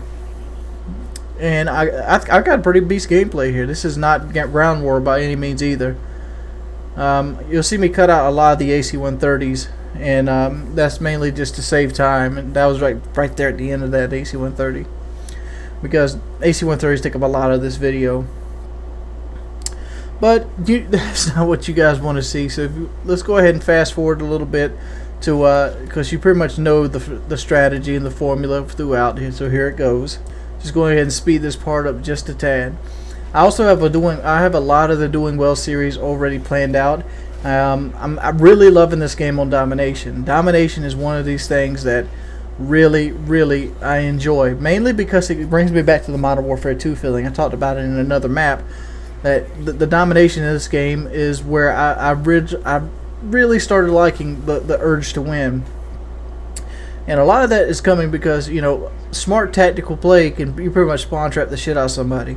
In Black Ops, domination was a little different than Black Ops. In Black Ops, it was really sensitive on how easy they would flip. Whereas on this game, not so much. I could have probably done this with a bolt action sniper rifle too. I'm going to end up trying to do it with the bolt action sniper rifle, because I don't never intend to go for a M.O.A.B, but you get to that point in the game where it's like, yeah, let's go ahead and try that out. But with all that aside, there is something I've been running into with the PS3 lately and streaming, which is kind of hard. Hopefully you guys can give me some suggestions on how to improve it. If anybody follows me on Twitter, you probably already know what I'm talking about. Is the people on the PS3 have seemed to find a way to follow me through the in-game functions on Modern Warfare 3, which normally wouldn't be a problem. The problem is they've been doing it for 4 days, and it's the same people, and they go in there to try to ruin the gameplay experience to me. Some people get on my team, flip the spawns, they sit behind me with the LMG, fire it off, or they sit on the other team and try to shoot down air support and try to keep me from getting kills. Needless to say, first thing out your mouth is like, well, you just want to play with you. Well, I gave him a chance to play with me. I gave him 4 days worth, and it gets to the point where it's just hurting my live stream ability. Is there any way to keep people from using the recent player join feature on Modern Warfare 3 on the PS3? If anybody knows how, if it's an easy fix, I've most likely already tried it. Is there a route I can take? Is there something I can go through to maybe eliminate this? Because I really enjoy streaming. Oh man, I luck out here. My buddy Keija gets him with the M16. I really do enjoy streaming, and it's a really fun experience interacting with the stream, but most of the time it just becomes rage when people want to join session. And I know I can't stop join session, especially on the Xbox, since all they have to do is send a message to somebody else in the game. But it's like, ooh, it's like boom, it's going down my third set of kill streaks here. Bam! Also, another question I've had wondering, and this might sound silly with me sending it out here while I'm showing you guys how to do well in domination maps. What do you guys feel is the best route to take to the AC-130? I really like using the Reaper AC-130 Osprey gunner, but it's like I get more kills just running the lower stuff. I'm wondering if the Reaper is actually worth using. What are your guys' opinion? What do you guys get the most success with out of the large kill streaks? Because that's what I actually like doing on the on Call of Duty. That's the reason I play Call of Duty over a lot of things. You see, I switch out my sniper rifle for a assault rifle at this point, getting close to the M.O.A.B. Playing Call of Duty, my favorite thing to do is ass pound, just like Battlefield. One of my favorite things to do is get in my buddy Chinese teabag and we go pound kids from the air. And there goes the M.O.A.B. right there. It's a 24 kill streak since I have the hardline on, and I just continue to play after it. Going down to my 4th set of kill streaks here. I almost get a 4th AC-130. I mean, this spot is powerful. It is really, really strong. And, yeah. I didn't die or anything. I think, I don't even know where I took my first death. I might have died during the 3rd AC-130. Somebody might have knifed me, if I remember correctly. And that's where I get that one death from. But this is, you know, Scout Sniper M.O.A.B. Same stuff as Mission. You see me do it all the time. I'm probably going to not put any more Mission gameplays up where I do this. Because this right here is all powerful, all knowing. Use the strategy, guys. You get big success and you get your own M.O.A.Bs. What's up, Hate-A-Datas? It's your boy WingsofRedemption, and I got the most cock on YouTube, and I'm bringing the most beasting M16 gameplay to date on YouTube. This is a game I got on my live stream just tonight, and I was in a hurry to actually upload the gameplay itself. I ended up going flawless. I'm going to go ahead and spoil that, and I think the title is already spoiled what ends up happening. So let me go ahead and fill you guys in. 45-0 M16 M.O.A.B with the Assault Strike package on a live stream. I was pretty excited about it. Then this being my first M.O.A.B, which is one more M.O.A.B than I thought I'd ever get. And the reason that is because I'm mainly a TDM player. TDM, you don't get a lot of time to get M.O.A.B, so I won't get a lot of time to go for M.O.A.Bs. So I'm just going to go ahead and talk you through on how I basically put this together. And go ahead and fill you in. Get that Predator missile early. And I didn't go into the Predator missile right away. One, because I was unsure if the C was still good, and I'm actually overlooking C, so I didn't decide to go into the Predator missile. I'm running a Predator missile strafing run in AC-130. This is just a standard setup to get a lot of AC-130s. And I use the strafe run mainly because it's usually good for like 2 kills, and sometimes it gets you that 3rd kill. And it doesn't really pull me away from being able to overlook an area, because being alive to overlook an area is actually rather important on this game compared to previous Call of Duties, like where I could just cast a Harrier and go hide. I decided to switch out here and get the couple kills with the little TMP pistol here, mainly because it was just a way to save ammunition. I have Scavenger Pro on, Assassin Pro, and I think Marksman Pro. I mean, Marksman is pretty much my standard 3rd tier perk, mainly because it just helps me so much identifying targets. I was to get my first AC-130, and I'm like, AC-130 this quick, you know, might as well just keep on going. Pick him off. I really like the hybrid sight on the M16. Either the hybrid sight or the red dot sight is what I generally use. Hybrid sight is like an enhanced ACOG sight for it, but it's a lot clearer, and it just seems like it kicks a lot less. As you see, just pinned for perfect. I'm actually using impact as proficiency on the M16. I really like the impact proficiency on the M16 because it lets you shoot through everything. And the M16, like even in like COD 4, that's where you basically, like COD 4 Deep Impact was a standstill on my M16. And same thing happened over there on Black Ops. Black Ops Hardened Pro or Warlord was the 2 I actually went to. Right there, I almost died, but ended up getting a double kill with the TMP here, or the MP9, whatever you want to call it. You'll see me put the Strife Run out there. The reason I put the Strife Run out there is because, one, it doesn't really affect my ability to get kills, and it's a really quick cast. So, I just use this. It's a wonderful kill streak, but the only problem with the kill streak itself is that if somebody shoots it down, it gives them like an automatic 3 points. Like you get 3 points towards your kill streak for shooting that thing down. So it makes it a huge target. And like right now, you see me get my 2nd AC-130, and I'm like, that's 2 AC-130s. And I know I got like 3 or 4 kills with the helicopters now. Now I'm regretting them. I'm like, 2 AC-130s. That's 24 kills right there. So I'm getting close to this M.O.A.B. So now I'm starting to realize that the goal is actually in sight. And so I go into hardcore camp mode. Up until this point, I was taking advantage of a triple cap bug where they were constantly spawning on C, and I was just pounding them because I have the superior long range weapon. Unlike a lot of people, I love the M16 on this game. It's by no means the greatest weapon there is, but it's one of the weapons that I use a lot. If you see me play on my live stream, you're guaranteed to see me use the M16 at least 60% of the games. I use the M16, I use the G36C, I use the M4. Those are my pretty much go-to weapons. The ACR is up there as well. And I'm going to go ahead and speed this up because there's a long period where the enemies just keep going for B instead of coming over to A. I do pick up a couple kills here and there, but you can see them through there. Just trying to keep myself in a position where I'm advantageous, so my weapon has the most power as humanly possible. And it ends up getting to the point in the game where it's like, I gotta go for it. So I'm like, screw it, I'm gonna take a risk. I'm gonna push up this right side, and this is something that I normally can't do without dying. So I end up putting the ACOG sight back on because I was worried about that. Now I'm moving up, so I'm gonna use a smaller one. Hybrid sight's actually really cool for stuff like that. And this guy's oblivious. Holy crap. That's what you call lucking out. So I finally make it to the top of the steps, and I'm running out of ammo quick. Boom. Get another Predator missile there. Pick this guy off. Look, 3 bullets left.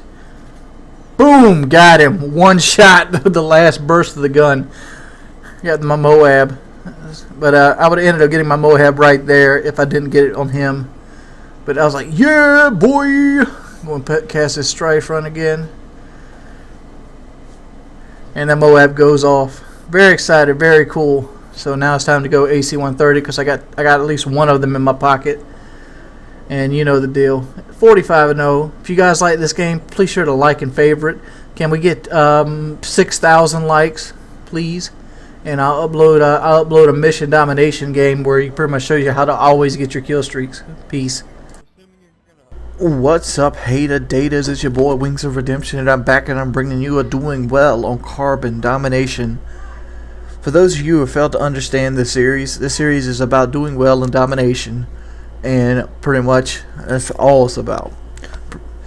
And it just shows you spots that you can get the most kills at. And even though the variations of this game might happen, generally these spots that I'm showing you will get you a successful game if you can hold a certain number of flags. This one being the A-B combo.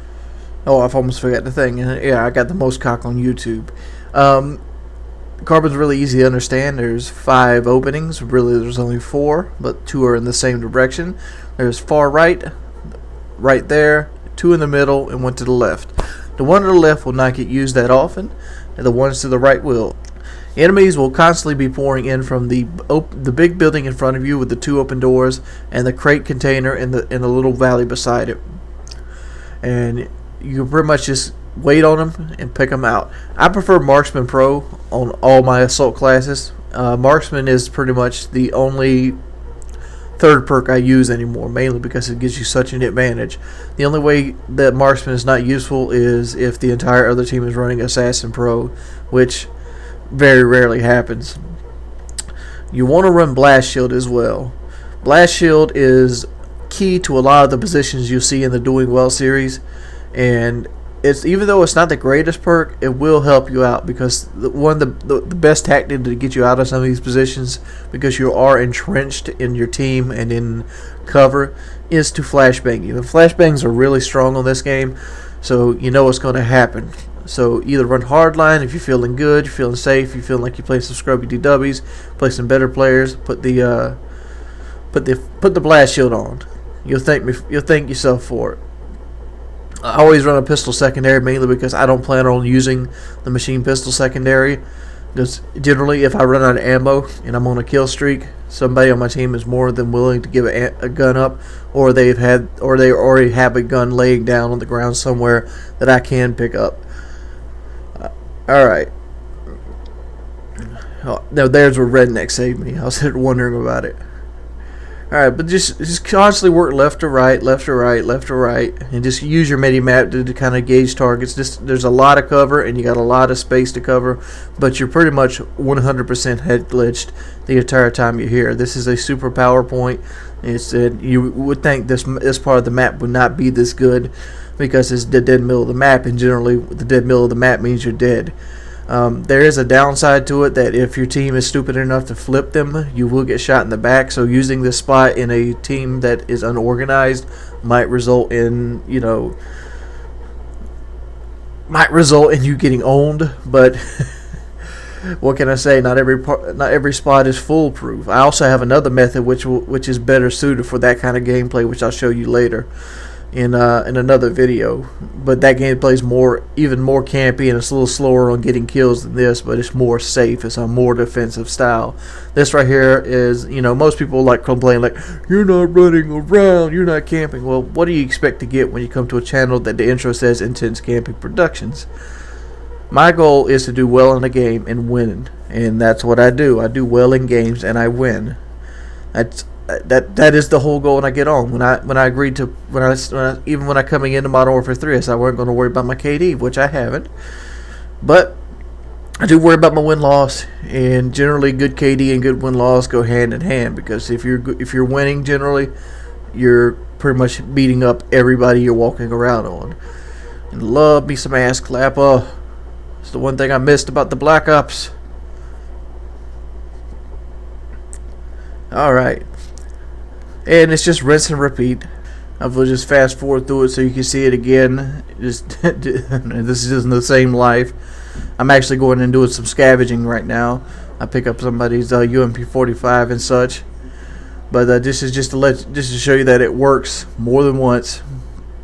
I'll put together another AC-130 here really quick. There's a Pred missile. Boom. Get a kill. Pick up the helicopter. Helicopter comes in. Blah, blah, blah, blah, blah, blah, blah. This is a super fucking spot. That's all you need to know. I think I end the game 40 in like 3 or 4 deaths. And we win very hard-handedly. There's my next AC-130. I cut a piece of the game out here because, I don't know, the domination games are so long in Modern Warfare 3. And it's really, in the Doing Well series, is really straight to the point. And you see there's been an Osprey gunner too, because the other people on my team have been beasting. Actually, at this point, I'm trying to pick up the M.O.A.B, which I end up losing the M.O.A.B coming up, mainly because I'm like, man, I'm running out of time. Let's go ahead and skip to that show you. Yeah, see, we had a 187. I don't even know how many kills I had. Like there, I pick up my next Predator missile. I could have went ahead and put another attack helicopter out and don't worry about that. But that guy ends up getting me on the truck. I ended up being like 47 and 6 at that point. But it's been your boy Wings of Redemption. If you like these kind of videos, I have more for you in store. If you could give this 6,000 likes and favorites, it would help me out a tremendous. And I hope you guys have a wonderful day. Make sure you check out my live stream. I live stream every day, and I will be starting my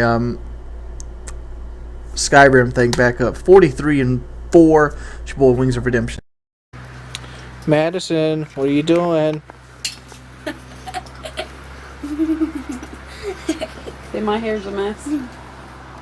My hair is a mess because of these golden kids. You're blaming it on the lights? Our cheap Christmas lights? Hey, those were not cheap.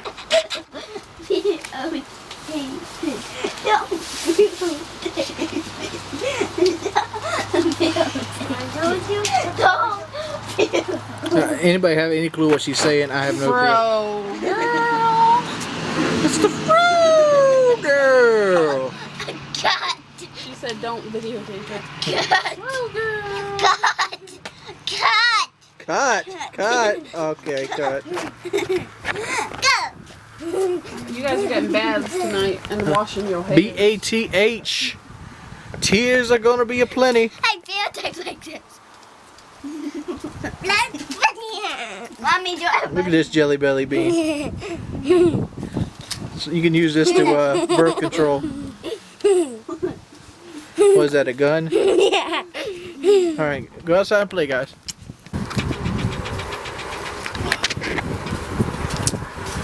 What is Mama Bear doing? Doing Raggle-Muffin's hair. Go. Don't Bear take it. Play. Auntie, let's.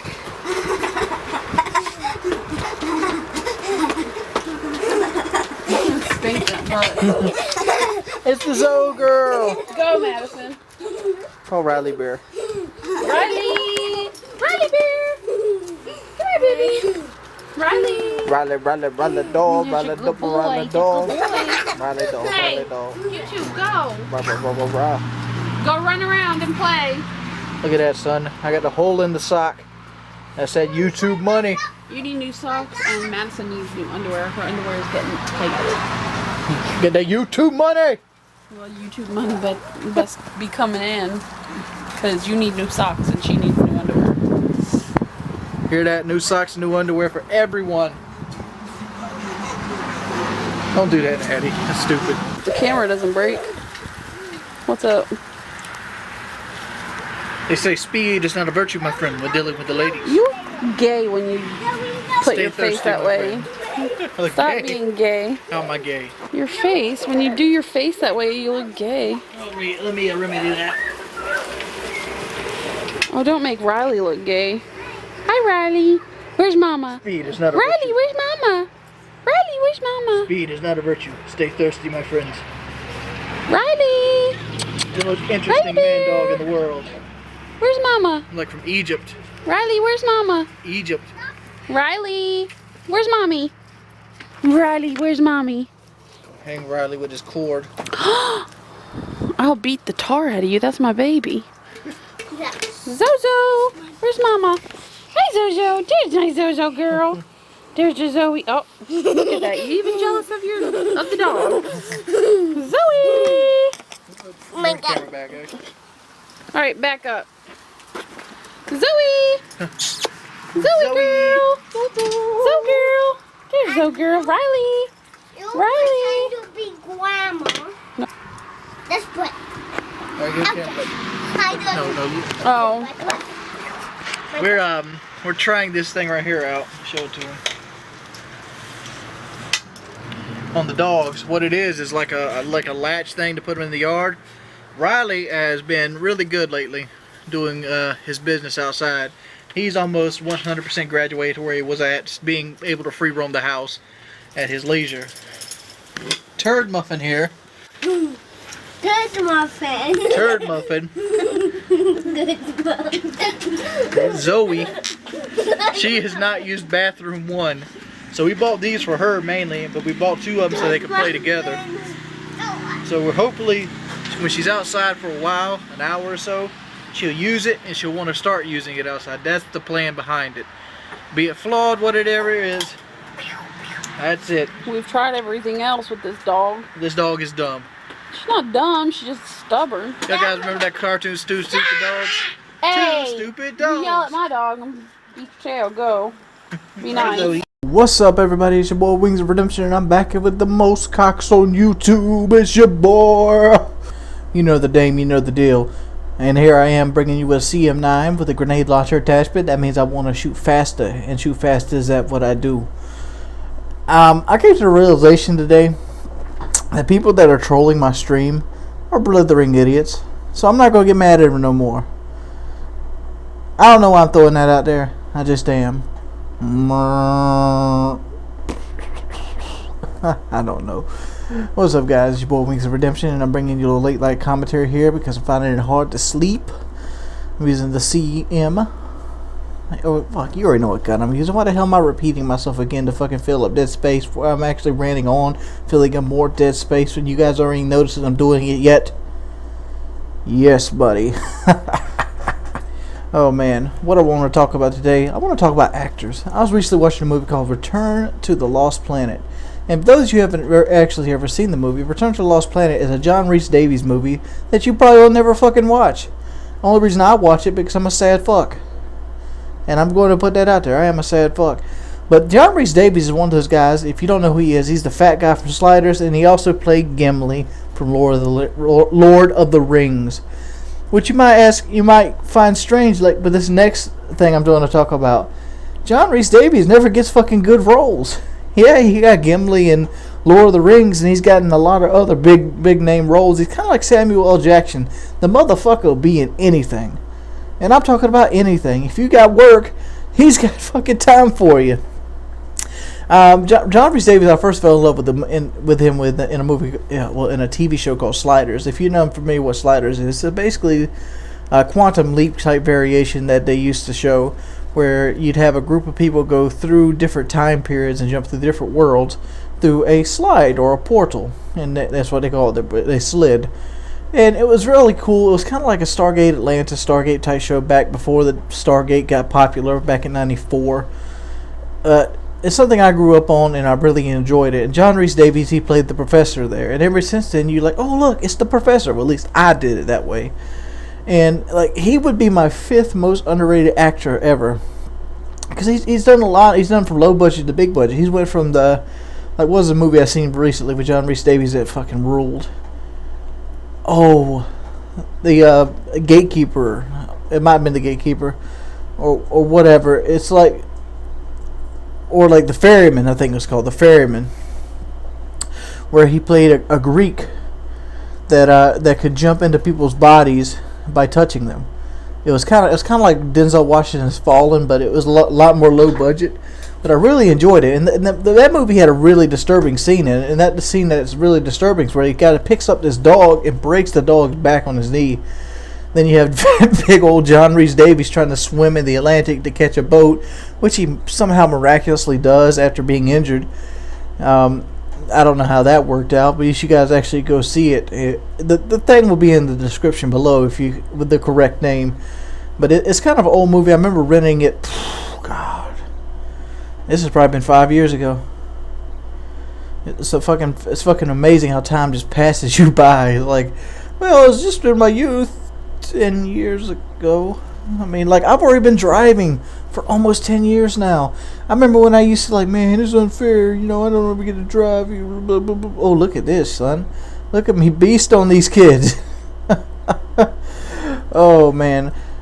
I'm putting this TDM gameplay out there because a lot of people were unhappy with my domination selections. So I'm going to continue that series, by the way, but I'm just going to kind of substitute it with some TDM gameplay as well. I really do enjoy domination. Domination is really... It makes me happy getting Osprey gunners. What can I say? If I'm pounding ass with the Angel of Death and a fucking Osprey gunner comes right after behind it, I'm all smiles and shit. I ain't got nothing else to say. It's what I do to enjoy the game. I love Osprey gunners. Don't hate on me for it. But check out some John Rhys Davies movies. John Rhys Davies is the most underrated actor there ever was. He's got a unique look to it as well. I'm surprised he doesn't make more money. He's kind of like Ben Flowers. If you don't know who Ben Flowers is, good. You probably shouldn't, because he's been in almost every John Carpenter movie ever made. And the movies that he did star in, he starred as like a homeless guy. He made a career of being like a fucking homeless guy. Escape from New York, Escape from Los Angeles. That one fucking movie on a train where he's fighting like a monster and he ends up running. But he's like a really fucking overweight homeless guy. How you fucking be a overweight homeless guy? And I'm cussing way too much on this late night commentary. It's fucking sad. But here comes the regular spiel that you don't want to hear anyway. Go ahead and like and favorite this video if you enjoyed it, and please share it with your friends, because I gotta make that YouTube money. Throw out arbitrary number. Let's go with 15. Give me 15 likes. Peace, people. Oh, the video ain't over with yet. Alright, give me 17 likes to fill up the last 10 seconds of this video, because I'm a motherfucking monster. Look at them cheeseburgers, man. This video is all done in good fun. If you really enjoyed this, please feel free to rate it appropriately.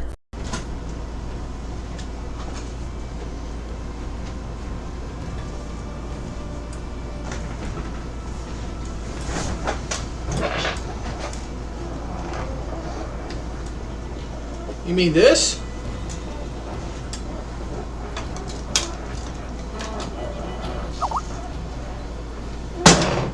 Oh shit.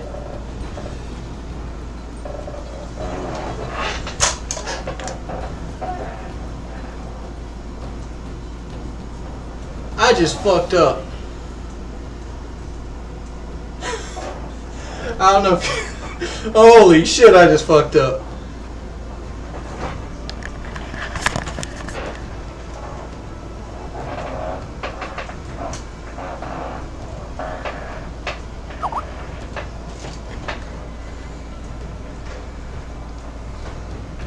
What's up, everybody? It's your boy Wings of Redemption, and I'm back, and I'm bringing you a little gameplay commentary here on Modern Warfare 3. You know, recently I had a video that went right onto the homepage of YouTube, and that video was me bayoneting my TV, which was a legitimate video. I did actually destroy my TV, and it was 100% purely an accident. I just happened to have the live stream on at the time, and my buddy NASA1 was nice enough to rip it out for me and put it up so I could put it up and try to make a little money off of it, maybe to go toward replacing the TV. Because I actually really liked that TV. That TV pretty much single-handedly launched my YouTube career, and it was one of those major purchases that I had to keep me, you know, pretty much sane in life, working a crappy job. Because I bought that TV with some Met Glass money. I didn't buy that TV with YouTube money, and that TV was like my gift, my present. I paid bills all year. This is mine, and to pretty much put a bayonet through it, kind of, you know, I was kind of in shock when it happened, to be perfectly honest. Like, I still like that TV today, even though my new TV, which I purchased, is faster and better for gaming. I really liked my Samsung Series 5, but, you know, it's still back there behind me, and, you know, I don't know what I'm going to do with it just yet. But through that video, I got a chance to taste what the YouTube homepage felt like with a viral video. I've never had a viral video. I've had videos that got the homepage a couple times and get 200,000 or 300,000 views, but I've never had a video that was just had the potential of being a viral video at the gate. And that was pretty much the first video that I've ever had in that way. And I looked at it like, wow, I don't deserve to be here. And not that I don't deserve homepage or, you know, the views equal to other commentators, but the fact is, people like the Storm deserve to be there. People like me get there by being lucky, if you want to call that luck. And I realized that it's not me. I don't like checking, you know, to see if my video's on the homepage, or counting favorites, or counting likes. I don't find it enjoyable. You might think it's a lack of work ethic. Yeah, it might be. But at the end of the day, I still do this for fun. YouTube is something that even if I stopped doing it for like a week, hell, one day, I would miss it. Like, if I had to go on vacation, I would be more unhappy than I did going into work. And, you know, a lot of people are like, work. Call this work playing video games. There's work-like aspects to it. Even at my level. Some things, sometimes you got to play when you don't want to play. Sometimes you got to come up with commentary. Sometimes you get, you know, writer's block. There's a list of things that can happen when you're doing this. I mean, basically, you're an entertainer. You're an entertainer, and people care about your life. And I find myself complaining a lot about, you know, people following me on streams and ruining, you know, YouTube-worthy games. But at the end of the day, at this point in my life, I can say I honestly do love my job. And I think that's what matters the most, because I love what I do. I love my niche. I love being able to talk to 20 or 30,000 people any time of the day about whatever I'm feeling like. If I feel bad, or I'm hurt, or if something in my life doesn't go as good, I have you guys.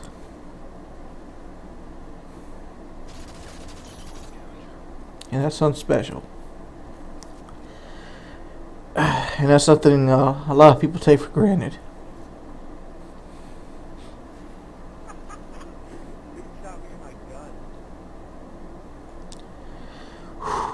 Sorry about that.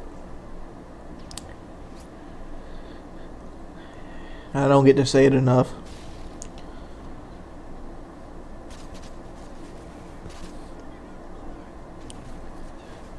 I guess thank you.